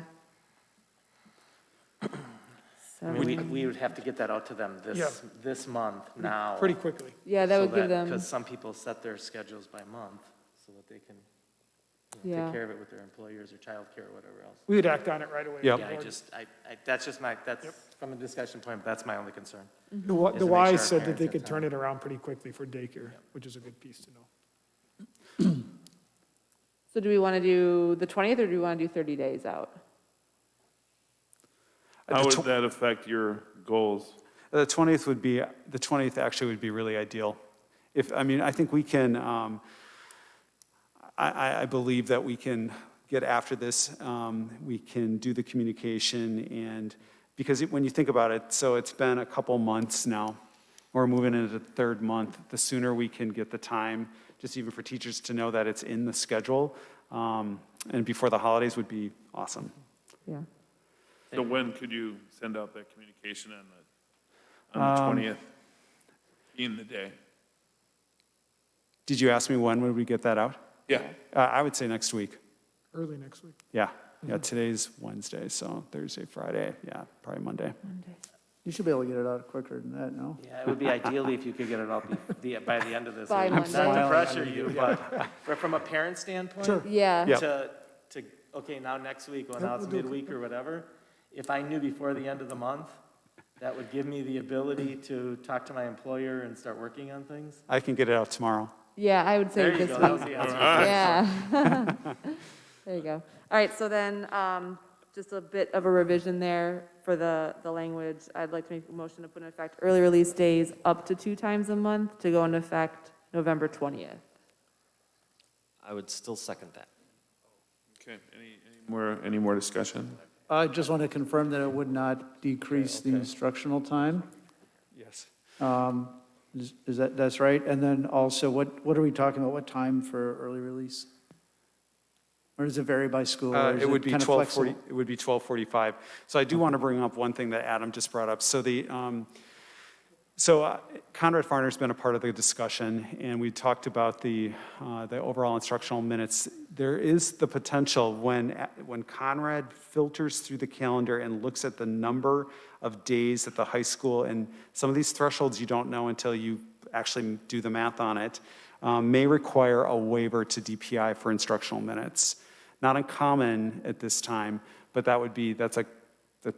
I'm just better to get that out there right now so that you're aware of that. And, perhaps that may, if that's not the wishes of the board, then we would say, okay, then we would reduce the number of days so that we can get that threshold, get it underneath the threshold. Is there a way to count some of the non-classroom time as instructional time? Because I'm aware of some teachers who are doing things like study groups and things like that outside of the school day. Is that how do you do with that? Because I think there's certain instructional minutes in our contract, right? No? Maybe Conrad could speak Okay. to a little bit. He's helped build the calendar over the years, and there are instructional minutes. We have enough minutes built in at the lower levels to cover this early release. Okay. The state has a very strict, consistent formula for calculating the hours of instruction. Everybody has to follow it. You can go right on the DPI website and find it, actually. It's not a secret. So you have to plug everything into that spreadsheet, and that determines if you meet the hours requirement or not. And so until we know for sure what we were going to do, we can't really know what the hours impact is going to be. We know we had a cushion to start the year at a certain level of days. I want to say about 4 max at the high school for canceled inclement weather days. Even that, though, I'm not 100% sure where that's at because of the discussion about the exams. because that has an impact. If you go to a traditional exam schedule, we lose hours of instruction, and so that's always been factored in. And because I thought we were changing that, we were doing a calculation that didn't include that. So if we're going back to the exams, I admit I'm just not as intimately involved in that conversation, so that's another data point that I need. So we know we're getting close is the bottom line, and if the state is going to give waivers, that would be a great way to just have us not have to worry about not being in compliance. And to Alan's point, if the feeling is we don't want to get a waiver, then we just have to adjust what we would do as far as how many days we would release. I wouldn't support the motion if it includes asking the state for any waiver. Well, isn't the point that we would monitor it? So if we had to, it would be a discussion, we wouldn't go to request. So that way we could take away early release days if we felt like we were encroaching that number. I believe that Conrad would do the math with us ahead of time and would actually now know with the exams in and how that all works, this is what you have available, so this is how many you get. And then we would cherry pick through the list of early release days that we had originally planned and say these are the ones that we can have then to stay within the guideline. Right. Could we modify that motion then to reflect that? Sure.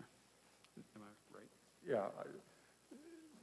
To make it maybe as clear and explicit as possible, the motion may just want to indicate how many days of cushion is the board comfortable with? Because that could be one way to just, we can make adjustments to the days and the time and the structure to try to make sure that we have, let's say, 2 days to cancel. I mean, there are some districts don't build in any days for canceled school. They schedule right to the limit, and if school gets canceled, they have to add days into the calendar at the end of the year, or they have a day built in where they can, instead of a 4-day weekend, they only get a 3-day weekend. We have always followed the DPI recommendation of trying to get at least 5 days built in, because that just leaves you safe, because it's very rare that you ever cancel that many.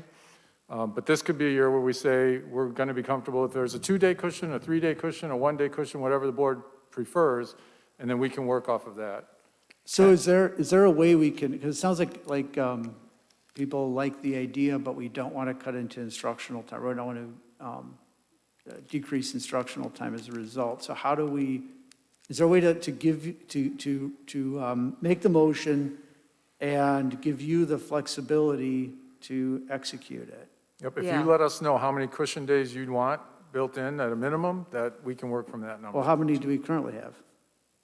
Right now, we have 4 at the high school that's our lowest one. The middle school and high schools are way over there. They're at like 7 or 8 days cushion. So if we just if we just kept them the same, then could you make it work? Or do we I have- don't know if we can make it work with a 4-day cushion. We could probably make it work. We're just going to lose a lot of the benefit of the early release, and we would almost have to cut those in half, for instance, and lose all that potential benefit of the other days.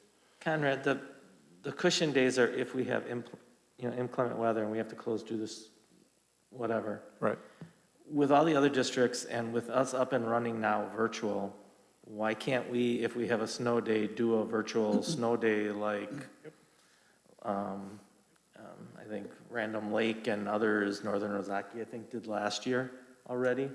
Couldn't we just cover those days so that you wouldn't need those 4? You could cut it to maybe 1, to keep us safe, but know that if we have a snow day, it's not going to be the normal snow day. We're going to do a virtual day. That's Mr. Leach's idea, for the record. It's an absolute possibility, Yes. and it is something Kids, districts no are playing in doing. the snow. Districts are doing it, and we can't do it. We just haven't done it, so it's going to be one more thing that we'll have to plan out and communicate and figure out what that looks like, but it is a possibility. So we have the motion, you know our expectations, Can I you know the offer spirit of the motion. Can I offer an amendment to their motion? Yeah. And the motion actually that it doesn't need another change in a second because by Robert's rules, it now belongs to the body since it's been seconded, so we all just have to agree to it. But just add that we would not, in doing this, we would not reduce our cushion days for the high school below 2 days. And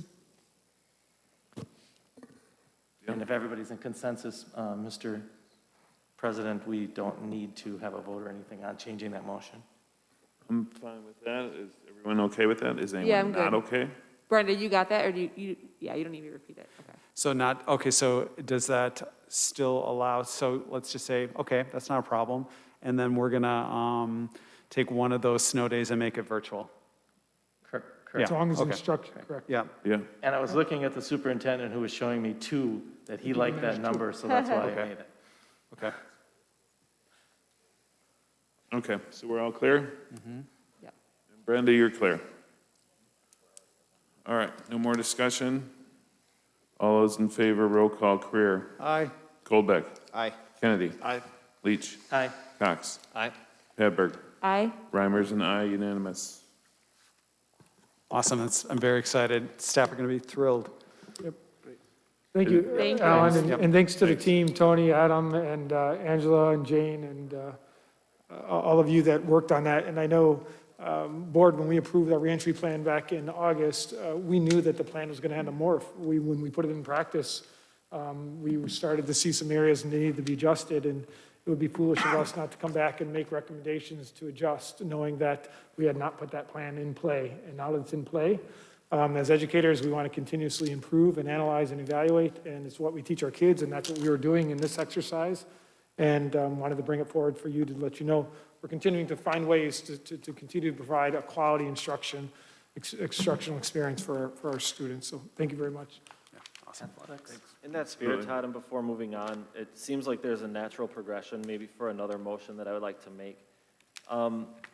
Especially given the fact that it seems from what Alan was saying before, that our teachers have assessed their students this year in an exemplary way that has continued to lead our district to great successes. And to I think it was Brandon's concern, if we're interested in engaging our educators as part of the process of how we continue to best educate our students, I think it would be important. And also, from what Conrad said, given that we're losing hours to report to the DPI due to exam schedules, if I'm understanding that correctly, and since we provided our staff and students an exemption to formal midterm exams in the first quarter, and since there's so much commonality between first and second quarter classes that are offered at the high school, it seems sense to make a motion that the full board vote to allow our teachers, who are the experts in their fields, to plan to assess their students in as common a way as possible, and as they see fit, while not necessarily obligating them to follow a midterm or final exam protocol that might take away even more valuable instruction time, which has been brought up by a number of members of our board and members of our community.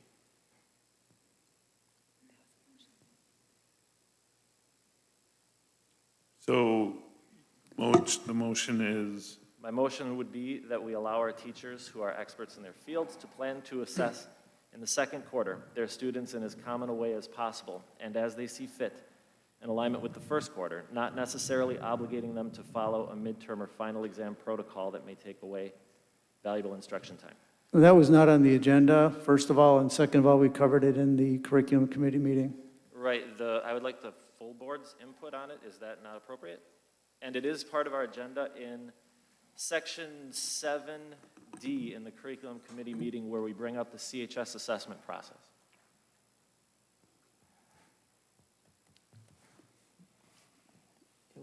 It wasn't listed as an action item, but we could vote on it.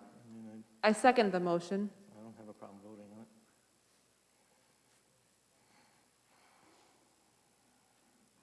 it. The question is whether or not it can be discussed because it's not listed as an action item on the agenda. It's not, and it was covered in the curriculum committee meeting as well. I think it's part of the reentry. I mean, I don't have a, We can vote on it. I don't have a problem discussing it, voting on it.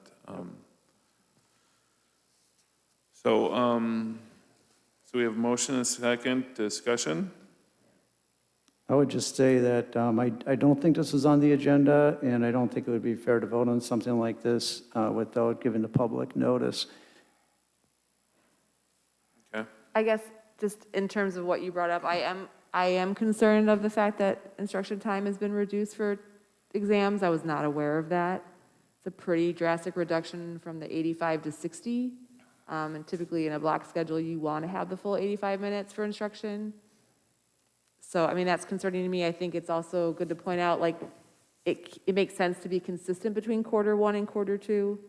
So, you know, this doesn't necessarily impact the last two quarters. But I do appreciate that consistency. I am concerned with instructional minutes being reduced by a mandate. And I mean, the students are being assessed. So it's not like assessment is lost. Just might look a little different. So Sam, it's Brandon. So what does it look like you're actually moving? What are you suggesting happens? I mean, in a functional testing or grading or assessment, just talk to me, like, what would you do? Right, I don't think that I would necessarily have any classes conclude with a midterm week or a final week, and rather have the teachers assess their students as they feel most appropriate, which to me doesn't seem like it would be that big of an ask, personally. I think they're doing that, I think they're doing a great job of doing those things anyway. What I'm concerned about is pulling the students out for a formal quote-unquote midterm or final exam. Essentially, if I'm understanding what Conrad said correctly, taking away those minutes as instructional minutes that we can count toward our fulfillment of DPI's minutes, and practically then kind of imposing a false examination time when it may not be most appropriate for the students that are trying to learn, especially given the crunch of minutes that we're already experiencing in this environment. So again, I'm not questioning what you're saying, I'm just making sure I understand. So your concern is that we haven't given them enough time to learn the material before we test them?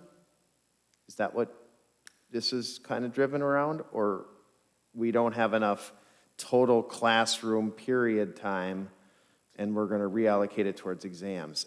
I just want to make sure I understand what you're saying. Yeah, I guess I'm saying that if we can't count the minutes during, and please, Conrad, I'm not. I don't know that that's accurate. I think No, you exam can't. minutes can be counted as instructional I'm minutes. sure they can. No, No. Yeah, Well, I'm I think- sorry, I just want to make sure I understand. Yeah, Brandon, it's I think okay, that's a good clarification would question. be It's the partial days to do an exam week. Yeah, is the exactly. issue. If Yep. we go back to our old structure of having an exam week, that's Exactly. where you lose those 6 days that the young lady told us about earlier. Yeah. That's part of the state formula, that if you do an exam week, and so you have like a shortened day during exam weeks, which we've traditionally done 3 days each semester, that is eating into our hours of instruction by doing that. Yeah. And so and it was a pretty significant dip. I think it might take us from the 4-day cushion to a 1-day cushion. And so I'll look it up and try to get it nailed down, but that's the answer, I think, Brandon, to your question. It all comes down to you lose hours of instruction when you do a traditional exam schedule. If you don't do a traditional exam schedule, and then the regular day, you pick up all those instruction hours. And 1 day doesn't seem like a big deal, but when it becomes 6 days, that's when you can actually lose an entire day or two. And I think too, like holistically, it's difficult enough right now in the environment for the teachers to stay on pace, the students stay on pace, and they're doing everything they can, right? So, I mean, it's almost less rigorous in my mind to just stop and have an exam week than it is to continue instruction, have final assessments, summative assessments that are going to be quite rigorous, because you're going to lose something to make it to those 3 days. And my question at the meeting and previously was, this is a new world, a new way we're doing things. Why do we have to have a true exam week? Why can't we get these assessments done without having a true exam week Yeah. and be creative? That's Yeah. mine. That's been my concern from the start. I don't want to take away time and to say, oh, we have to have an exam week because that's how we've always done it. Everything we're doing now is different than how we've Right. always done it. So I would much rather see a way that we could still have testing, still do what we do, Yep. prepare our kids for college, but not have an exam week. And I think that's the creativity that I think we're missing. Yeah, I agree with that. And I think this motion gives that sort of back to the teachers, because we're not going to lose the assessment. It's going to look a little different. It'll be there instead of having to kind of put it into a box that doesn't fit an environment that's totally different. So, I mean, correct me if I'm wrong, but historically, kids were taking 5 classes and then having five exams. Right now, it's 3, right? You're talking about before the block? Yeah, I think it would have been. something like that. There he is. For the high school? Yeah, for the high school. So we really wouldn't need, we don't need the same amount of time as we always have. historically anyway, Correct. right? Yeah, correct. So historically, students were taking typically 7 or 8 exams over a 3-day period of half days and then a day off for records for our staff. So it was 4 days. Essentially, it became a week based on a preparation day for the exams. So we've been able to squeeze all of that. The teachers did not want the records day. They said they could accomplish that with just the second half of the day on those exam days. So 2 exams, 2 days, Thursday and Friday with the records at the end, because they are rolling over, grades are due for that quarter, and they're starting a new quarter the following Monday. So they lose 1 day of, they have 2 mornings of exams, so they lose those afternoons per instructional minutes from the DPI. And they're assessing the records, grading, and rolling over to the next quarter. The time that students are taking exams still counts. Counts, correct. School time. So, and we wouldn't be talking about a week here, we were only talking about 2 days. Yeah, potentially but 2 the days. time that they're not taking the exams doesn't count, is that right? Right, traditionally, it was the 3 days at the end of the semester for exam week. We lost 2 hours and 15 minutes each one of those days. So times 6, you're over 12 hours, that's 2 days lost. 2 complete days of instruction lost, so that's 12 hours lost. You just lost 2 days cushion by having an exam week every year. If we have That's why 4, when we went to the reentry plan and we looked at what could we do differently with our schedule, we were able to make some of those adjustments at the high school because we knew we were picking up a couple of days because we didn't think we were going to do those traditional exam weeks. if you had, instead of a 1-hour time block for an exam, you had 2 hours for those 2 days. I don't know what that time was, yeah. Yeah, it was typically a 90-minute time block. Right, so Yeah. if you made it 2 hours of time, that equals 4 hours, which is pretty much the class day already, right? Yeah, the same. So I we don't know wouldn't what be our losing time class with day, those- 7 hours, I with think those is 2 something exams, around we'd there. still be counted, and the teachers would have 2 hours to give their exam, their final, let's say. Yeah, we would still do 2 90-minute exams, so it'd be 90-minute exam, 10-minute break, 90-minute exam, and then the second half of the day would be records. So per instruction for the students, they're losing 2 days. Per instructional minutes for DPI, they're losing 1 day, just the second half of that day.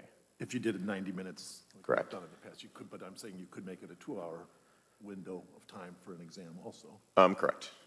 and then you gain that time back in. Correct. As instructional time, but just an option. Okay. That would work for the DPI's minutes, but that wouldn't be truly instructional time, correct? Not in the sense that the students would be receiving instruction during that time. Right. To be doing an exam, Right. which counts as time.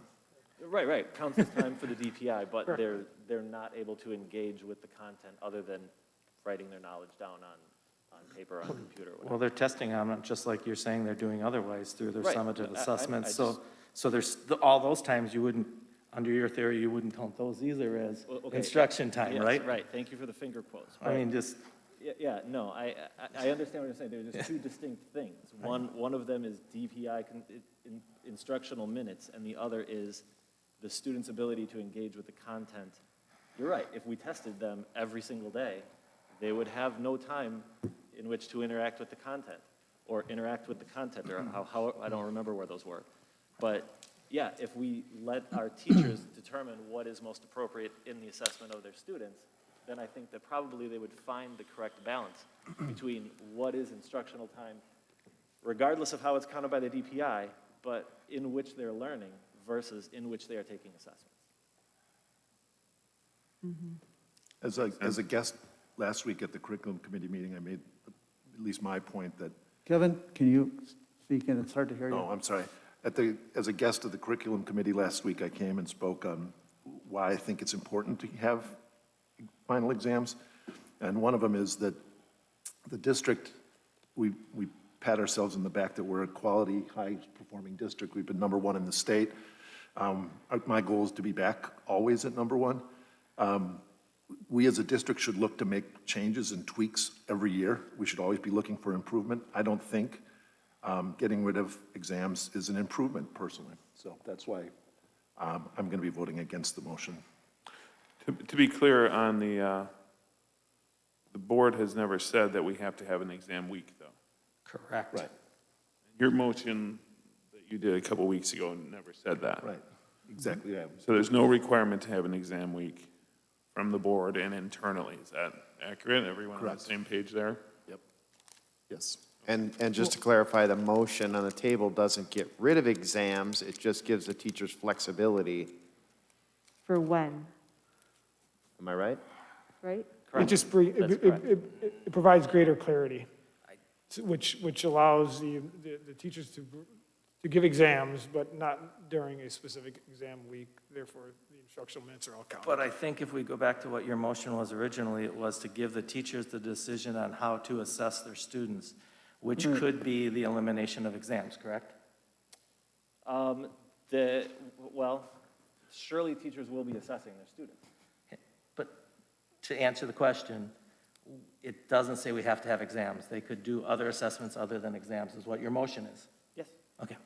Is there a time period that motion's for? Is that just for this next semester? Is it until end of the year? Right.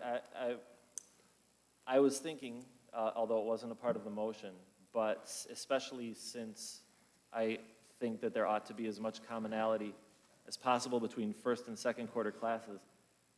And there's such an overlap. There's so many classes in second quarter. I think, boy, I might get the number wrong, but wasn't it something like 57, Mr. Kirk? I think it was 57 classes offered in second quarter that were also offered in first quarter. And so in the sake of commonality between how first quarter and second quarter students are assessed in any given class, that my motion would pertain to second quarter for right now. So your motion is just for second quarter? Yes.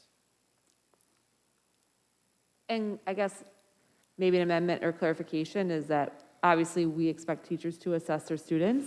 It's just a matter of giving them that freedom of when they do it and it's how they do it. Not everything will be an exam, right? A summative assessment can look many different ways. So you can technically categorize it as an exam, while it might look different than pen to paper with like, I don't know, bubble sheets or whatnot. And I think, too, it bears noting that we are a highly successful school district, and that may be due to exams, but I'd rather think that it's due to the quality of our instructors and the quality of the instruction they provide and the way in which they assess our students. I think that can't be overlooked as a key factor and contributor to our successes, which have been outstanding, especially recently. But again, I just want to clarify, our teachers absolutely could administer an exam. Yes. In your motion. Yes, yeah. Okay. I But think they it would could be at not the as individual well. instructor's discretion. Okay. Or they could not have any exams if all teachers decided not to do exams. I don't know that we've hired that sort of educator in this district. But it could happen. About how many, in the current quarter, about how many teachers are having midterm exams, roughly? I know it's a tough number to. I know that we assessed them. I couldn't speak to it, though. A significant amount, Well more over than I 50 actually would have expected, yeah. Over 50%? Yes. Okay, yeah, thank you. So if I'm in social studies department and I decide that I want to go from a traditional exam I have to a project or something like that, what kind of oversight is there? Is there a department chair that oversees that, and then they send that up to you, so you know that they're doing a good assessment, or is it completely left up to the teacher, or how does that work? All assessments are departmental. So they all are vetted through their department, Yeah. and then department leaders bring it back to discussion at a department leader meeting.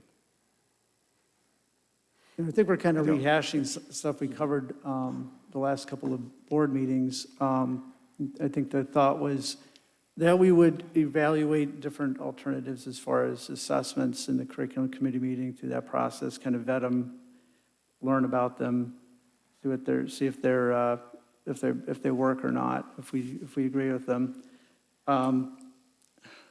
The other thing, one of the other things that came up in the curriculum committee meeting was if we had, I think, 4 or 5 board members who believed that keeping things the same as far as the classes 2019 to 2020 was the best way to go.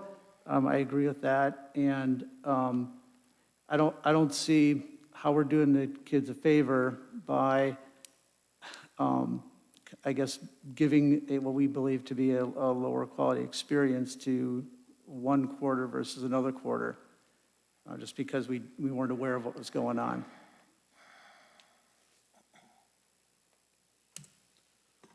Yeah, I mean, for me, my daughter's a senior, and she's had a lot of exam experience here, and just seeing what she's doing and talking with her and her friends and seeing how different everything really is and how much harder it is for them. And I don't know that doing one more quarter of exams is going to make or break her experience in college at all, for me. That's my personal observation. I've seen her, study for days and, getting up before I do and going to bed after I do and studying. So I don't think that her intrinsic motivation to study or how to take an exam is going to change at all based on this. And I appreciate your personal opinion, and I think that it's proposing a huge change. I think we should, if we're going to consider doing this, we should do it the proper way, get it out in front of our families. Let's hear from everybody, Chris, not just a couple of people. I'm hearing from a lot of parents that they're not especially happy with the first quarter experience. And one of the problems is that they don't feel the children are being challenged enough. And, if we need to do something, I think the proper way to do that is to get input and evaluate it instead of just responding to an unexpected motion. And my concern, Chris, is, originally this was changes for the year, then the board voted, and I wasn't at that meeting, to say no. Then it went back to committee. Now the committee decided there. It was a 2-to-1 vote. But now it's up here again, and now it's changed, just for the next semester. So that means we're going to have another meeting up where we're going to discuss it again, because then it's going to be, should we do it for the rest of the year? And I've got concern that this is the never going to end subject. Well, I think it could end if we... To answer the question, earlier, you said, Chris, you said social studies. Social studies actually does a project for National History Day, and that was brought before the curriculum committee, discussed with us, explained. They came and explained it to the board, and we all said, yeah, that sounds like a great idea, but it wasn't a wholesale, we're not going to have these, or we're just going to leave it up and maybe not have them. And I was surprised when I heard how many, from the emails we got on both sides of this issue, the amount of open book tests and things that are now being done this year because of virtual. I have concerns there.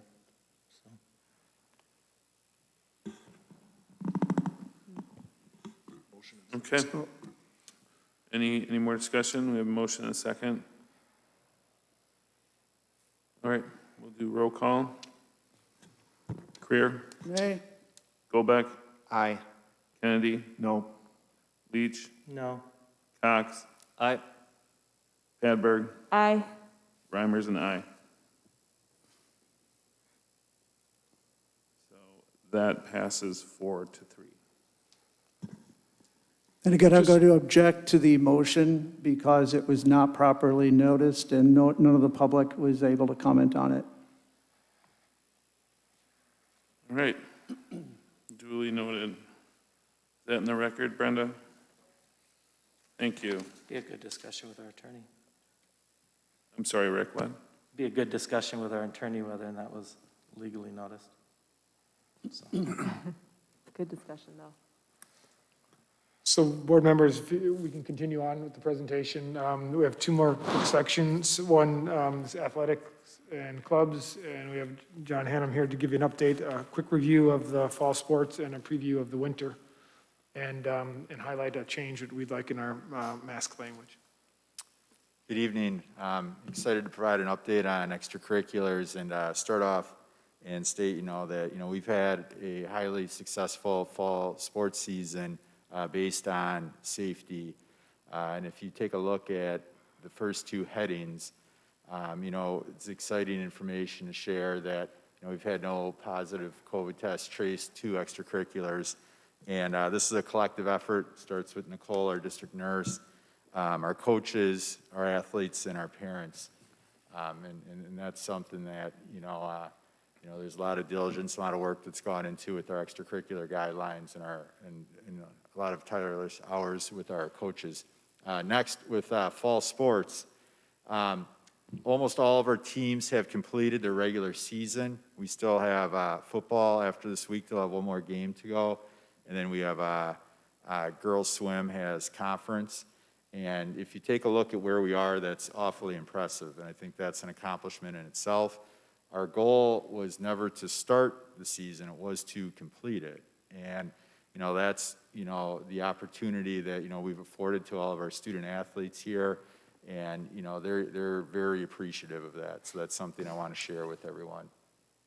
And then next, with winter sports, we'll continue on with our same safety protocols. Okay, so you heard me mention our extracurricular guidelines. Those have been in place since July, and we continue to update those as needed. Something that we do that's above and beyond those is each head coach meets with me, and we have specific protocols that are sport specific that mitigate congregating. Okay, so we have entry and exit points so that we work on that so students are avoiding just that congregating, and then they readjust their practices. So that's something that has led back to the first bullet and has allowed all of our seasons to be to the point to where they're at, where they've either been completed or almost completed. So I just want to share that the diligence that goes in here, and this is our extracurricular guidelines are vetted through a committee. They're approved by our district nurse. And our safety protocols, we use the WIA guidelines, and those are something all the coaches get approved by me. And all of our clubs currently are meeting virtually to mitigate any risk.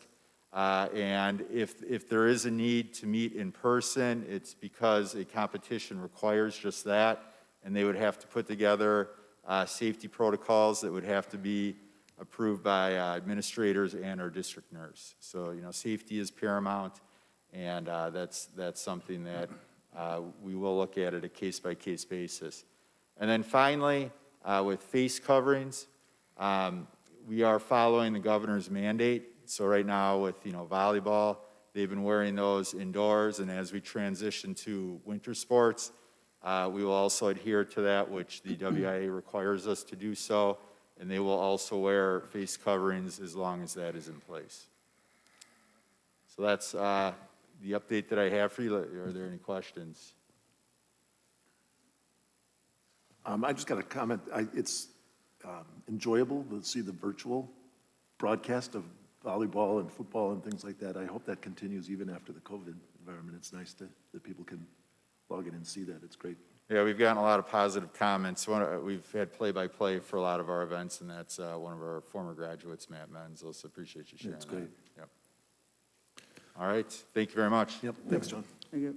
So the next slide, board members, is a revision to the proposed the mask language that the board had approved, and it is to accommodate the winter sports season that is soon to be upon us.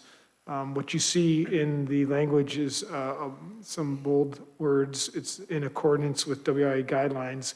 That's what we would like to add to the language. So at a minimum, we would be in accordance with the WIA guidelines. We could do more according to the alignment within the conference. Recommendations come from the conference. But as it stands now, if we do not have this proposed language in there, our athletes would be competing wearing a mask, for example, in basketball, in wrestling, and we would most likely be the only school in the conference that would be doing that. So it makes sense that we would consider this adjustment to the language. I would support that. Do you want a motion? It is under recommendations. We can take a motion at this time, Kevin. Okay. I'd make a motion that we modify the proposed mask language as presented on slide 29, namely in the second paragraph. It would read, all student athletes participating in district-sponsored indoor athletic and extracurricular activities are required to wear a face mask covering in accordance with WIA guidelines. Special accommodations may be made for health-related conditions on a case-by-case basis. I second that motion. Motion and a second. I just have a question. It says extracurriculars too, so that's beyond athletics, so are we just gonna adopt that, the WIA's things for other extracurriculars, say robotics or whatever else? I mean, or, Yeah, John is, Yeah, that was the intent, but. okay, yeah. I just want to clarify. We want to be consistent, so that's a great question, you know, so, you know, with marching band, robotics, and any other extracurriculars, Because that's the idea. I could just see, you know, athletics, I get it because of the strenuous running and you're gonna sweat through them and they're not gonna be effective and all of that. If the WIA says that's okay. But I don't know if I'd want to change robotics if they didn't have to. Yep, and So- we would have that So, okay, autonomy. and Yep. that's what I just want to Yep. clarify. So it'd still be, you know, you guys would still make that decision on that. Yeah, We're we not gonna can adjust all the case by case, WIA. yep. Okay, that's what I wanted to Well, clarify. can you clarify that? So it says athletic and extracurricular activities are required to comply with the WIA guidelines, right? Is that what you're saying? Correct. And Rick, was that your question, that you thought that was appropriate, or? I guess mine would be at a minimum, or there should be another word there. Because we may want to put a more restrictive on, This doesn't prevent us from doing that. right. And it doesn't prevent it, but it would better spell it out so that someone doesn't question it later saying, why are we having, follow something more stringent than the WIA? So you want to say required at a minimum? In accordance with? Covering in accordance with the WIA guidelines at a minimum, or something to that effect. I just want to give you the ability, I completely understand it for the athletics, you know, because of the, you know, sweating and mask and all that I said, but for some of the other extracurriculars, I don't see the need to have to not wear them. I think we'd want to take every Absolutely. precaution we could. And this would allow us to do that, but if you want to clarify, you can add that language. Yep. Yeah, I would change my motion to add the words at a minimum after WIA guidelines. Brandon? Sure, that's fine. Okay, any more discussion? All right, roll call. Creer. Aye. Goldbeck. Aye. Kennedy. Aye. Leach. Aye.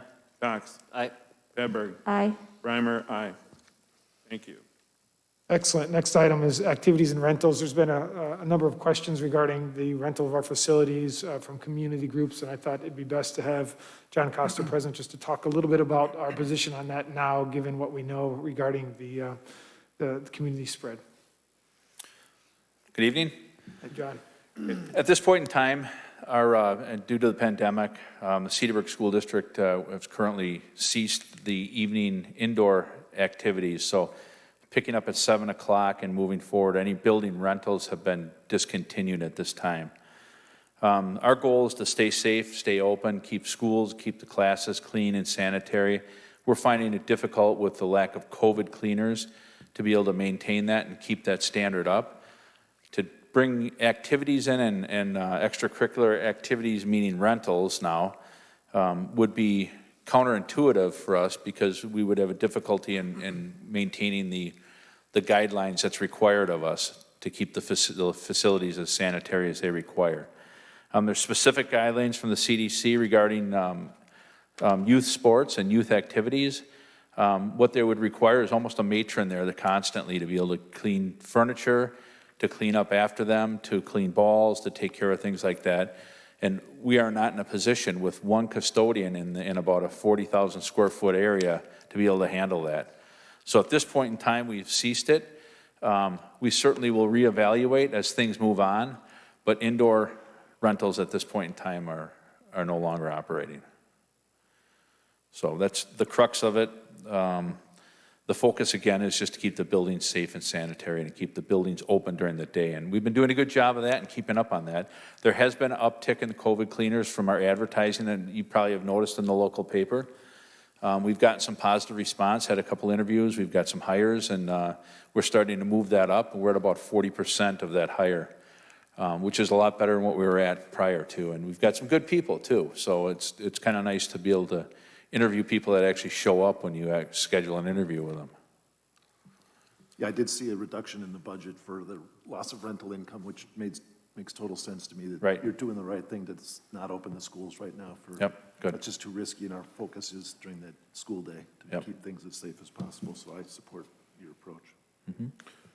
So just to be clear, it's not a matter of us maybe renting out the field house and instead of, cleaning it when volleyball's done with it at 5 o'clock, we clean it at 10 o'clock. There's an ongoing exercise going on, constantly Absolutely. cleaning it. And John can attest to this, John, that the coaches take that responsibility on when they're in season. There's nobody there, and as you know, that parents take the role of the Cedarburg Basketball Club or the youth, and we can't rely upon that to be done.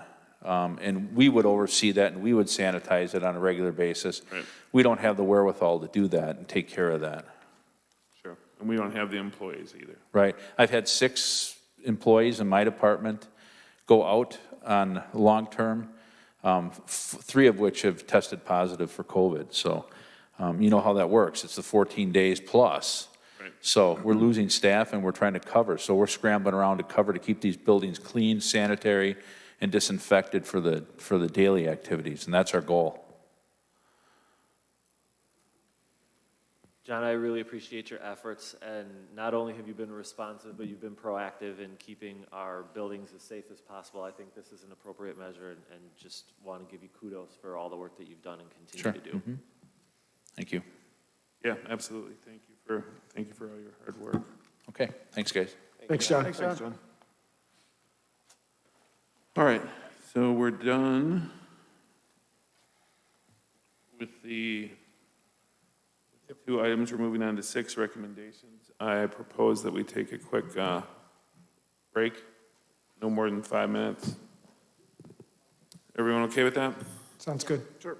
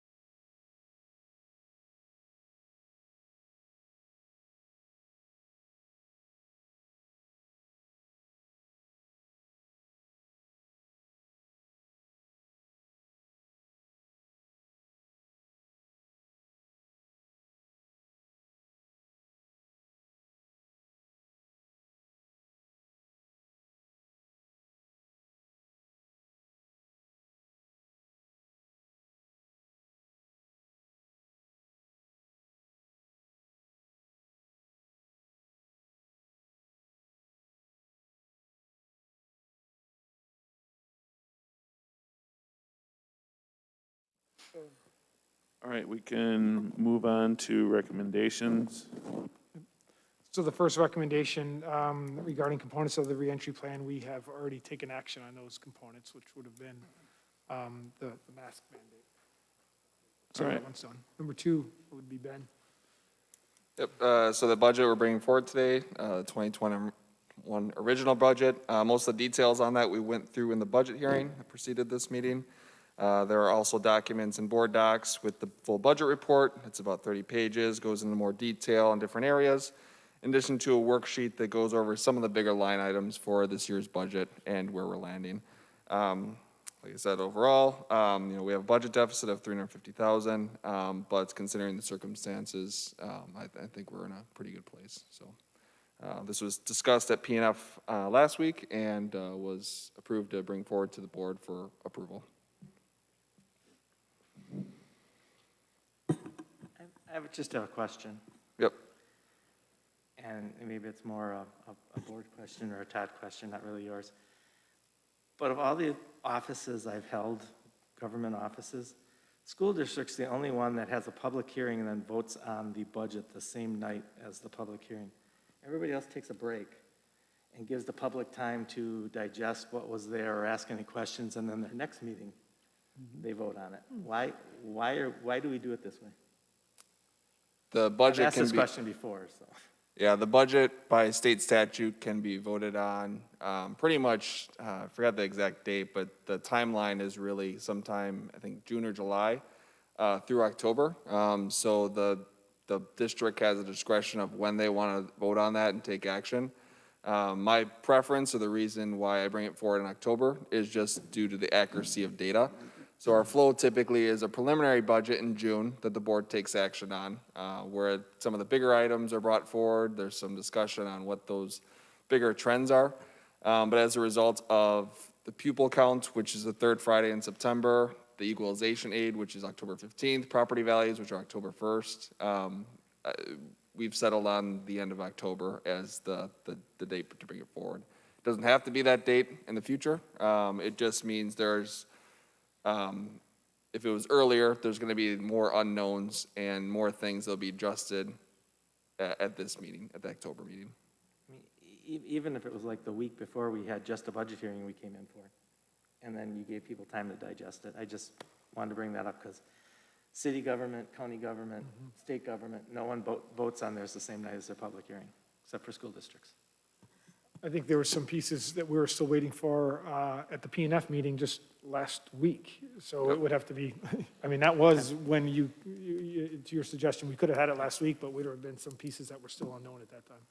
Yeah, so for example, I believe Mequon has their budget hearing sometime in the summer. And so the board will actually take action on the budget and at that point. But at this time of the year, every single school district has to make some kind of adjustment because the items change and whatnot.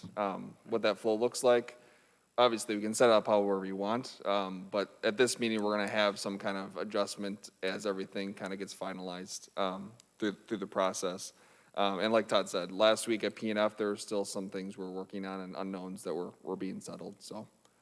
That's kind of why we settled on it. It doesn't mean we have to do that way in the future, but that's kind of the approach we've taken. I'll make a motion to approve the 2020-2021 budget as presented tonight. Second? Motion and a second, any discussion? As I said earlier, Ben, I think you did a great job putting this together and presenting it during the hearing, so thank you again for that. Yes, absolutely. All right, Career? Aye. Oldbeck? Aye. Kennedy? Aye. Leach? Aye. Cox? Aye. Hadberg? Aye. Reimers and aye, unanimous. Ben, tax levy? Yep, tax levy also presented during the budget hearing that preceded this. Like I mentioned before, we're looking at an overall tax levy rate of $8.79. The total dollar amount for the tax levy would be $24,247,442.24, which would represent the total tax rate for the community for the 2021 fiscal year. I will make a motion to approve the tax levy certification at $8.79 as presented tonight for the 2020-2021 year. Of note, this is a 22-cent decrease over last year. Second? Motion and second, any more discussion? Roll call, Creer. Aye. Goldbeck. Aye. Kennedy. Aye. Leach. Aye. Cox. Aye. Hadberg. Aye. Reimers and I. Unanimous. Moving on to temporary borrowing. Can you explain why we need to do that? Yep, this is an annual topic that we have for the school district. As I stated a little bit in the budget hearing, obviously we have a fund balance, it's just over $8 million right now, but that doesn't represent current cash that's in the bank. Over the flow of the year, our expenses are pretty consistent, but our receipts of revenue are pretty dramatic in terms of how we receive them. We receive them in large chunks, and then we also have months where we don't receive anything at all.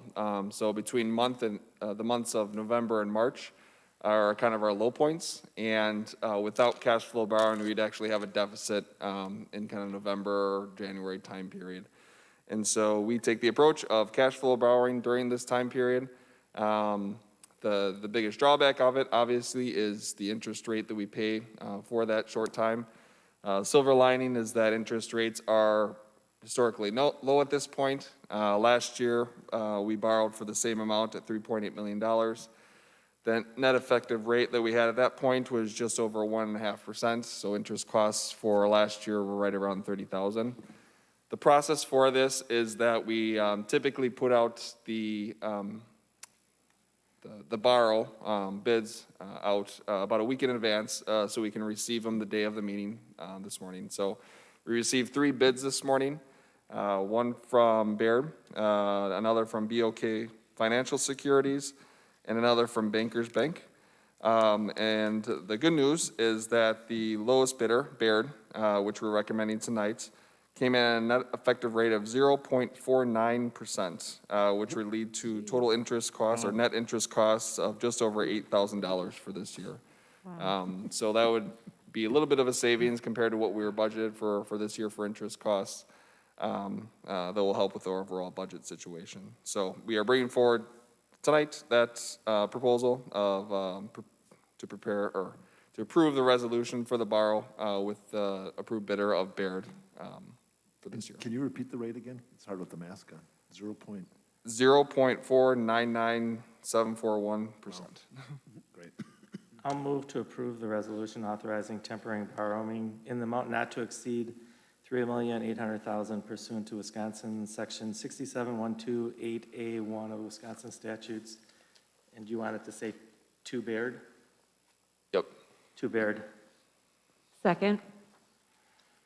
And just to note that that's the lowest bid, the lowest bidder Lowest too, bidder. so. Is that the lowest you've ever heard of? Yeah. That's the lowest one I've seen, yep. That's amazing. That's why they need that .0001, right? I whispered to Brandon, I wonder if they do home mortgages. The representative from Baird is actually a Cedarburg grad, so I think there's a little bit of incentive for them to try to win the bid each year, so that works in our favor. I think last year was the only year they didn't get it. Yeah. There was only 1 year they didn't, that I've been here. All right, motion and second, roll call, Creer. Aye. Goldbeck. Aye. Kennedy. Aye. Leach. Aye. Cox. Aye. Padberg. Aye. And Reimers and I. Thank you. Ben, we're going to talk to you now about health insurance. Yep, another annual topic, looking at the renewal for our health insurance plan for the 2021 calendar year. Our health insurance plan renews on January 1st, and so we have received our renewal rates for this upcoming year. That will have an impact on the first half, or the second half of our fiscal budget for 2021. The process for it is that the initial bid, or the timeline for it, was the initial bid came in at 5% back from WCA. That renewal rate was mostly based on the last 2.5 years of usage on the plan. The 2 years prior to this, our usage was hovering around 110+% in terms of the loss ratio. But for this year, we have been doing better overall. That was closer to 84% in terms of our loss ratio, so trending in the right direction. However, we've had higher loss ratios this year in July and August, And so the health provider was less reluctant to move off that 5%. However, with some negotiating back and forth, we were able to bring it down to 4%. And so the Personnel and Finance Committee did have some discussion on this. We had the health insurance broker come for a meeting to kind of discuss it a little bit more. And the recommendation brought forward from PNF was to renew at the 4% rate for the 2021 renewal year, plan year. I'll make a motion to approve the renewal of the health insurance plan through WCA at that 4% premium increase for 2021. Second? Motion and second, any discussion? Roll call, Creer. Aye. Goldbeck. Aye. Kennedy. Aye. Leach. Aye. Cox. Aye. Hedberg. Aye. Reimers and I, unanimous. Moving on to dental. Yep, and then our other coverage for dental through Delta. Same kind of process, got the initial rates. That one came in more favorable. Initial renewal rate was at 0% from Delta. Went through a process with them as well with a little bit of negotiation. We were able to bring that down to a 5% decrease for this year and then a 2-year rate lock. So basically a 5% decrease this year for 21 and then a 0% change for 22. Again, discussed through PNF and then brought forward to the board for approval. I'll move approval of renewal of the dental insurance plan with Delta at a 5% premium decrease for 2021 with a 2-year rate guarantee. Second? Oh. Too late. Anytime it's a decrease, I want to make that quick before they change their mind. Did we get a second on that? Couple of them. Car can have it. Carrie did. Thanks. You have the second, Branda? You good? Okay. Roll call, Creer. Aye. Goldbeck. Aye. Kennedy. Aye. Leach. Aye. Cox. Aye. Hedberg. Aye. Reimers and I. Unanimous, moving on. Alan, we're going to talk about a couple new courses, correct?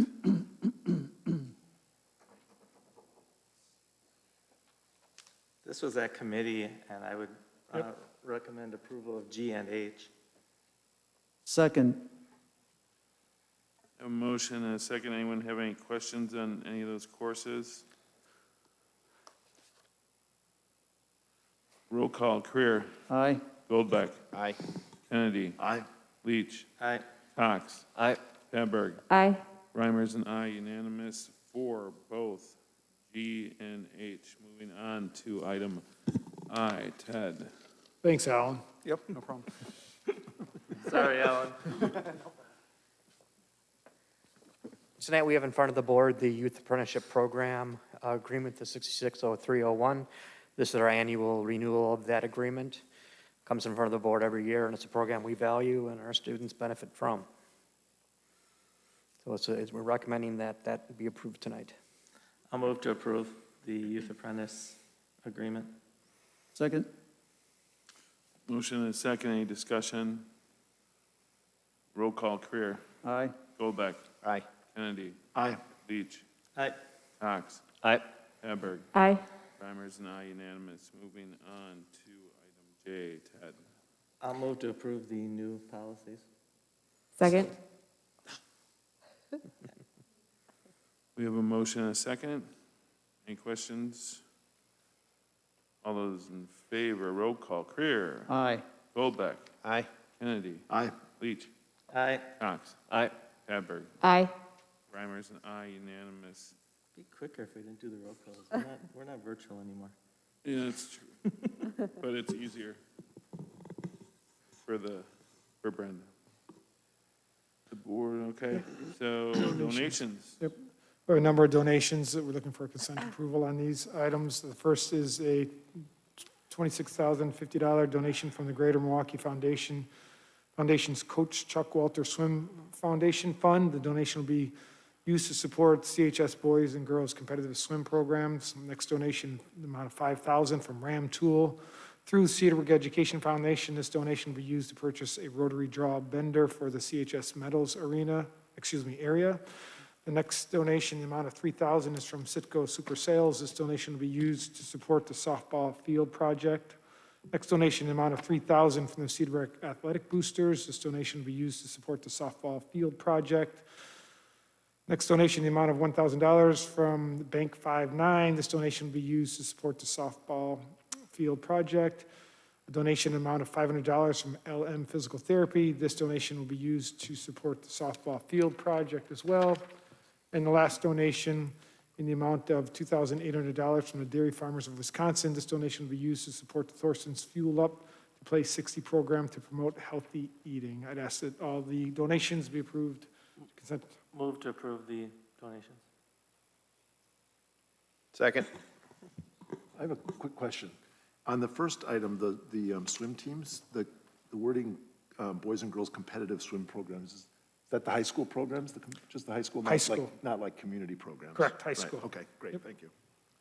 And one other, since you asked Kevin, if you haven't been out to take a look at the softball field, you should, board members. It's really looking spectacular. A lot of donations come in to support that project. Great. All right. Roll call, Creer. Aye. Goldbeck. Aye. Kennedy. Aye. Leach. Aye. Cox. Aye. Hamburg. Aye. Reimers and I, unanimous. Committee reports, Mr. Leach, policy, anything you want to add? Nope, we voted on them tonight, and those were ones we carried over from a previous, because we went back to meet on them a second time. Mr. Kennedy, buildings and grounds, anything you want to add? No, we covered everything. I would like to try to see if we could set up a date for any board members to tour especially the spaces that are under construction now. We'll try to get some on people's calendars or get it out there. Great. All right. Mr. Leach, curriculum committee. They were all approved tonight. And Mr. Goldbeck, P&F. Covered exhaustively. All right. And then the 8th and the 22nd, both all covered, Rick? For the meetings curriculum, the two that are listed here. Yes. Okay. All right. Then I will take a motion where we will adjourn into executive session to consider employment, promotion, compensation, or performance evaluation data of any public employee over which governmental body has jurisdiction or exercises responsibility pursuant to 19.851C of Wisconsin statutes. That would include administration compensation, personnel matter, and superintendent goals. We will also consider social or personal histories or disciplinary data of specific persons under the jurisdiction of the board, if discussed in public, would likely to have substantial adverse effect upon the reputation of any person referred to in such histories pursuant to 19.851F of the Wisconsin statutes. This is in regards to a complaint.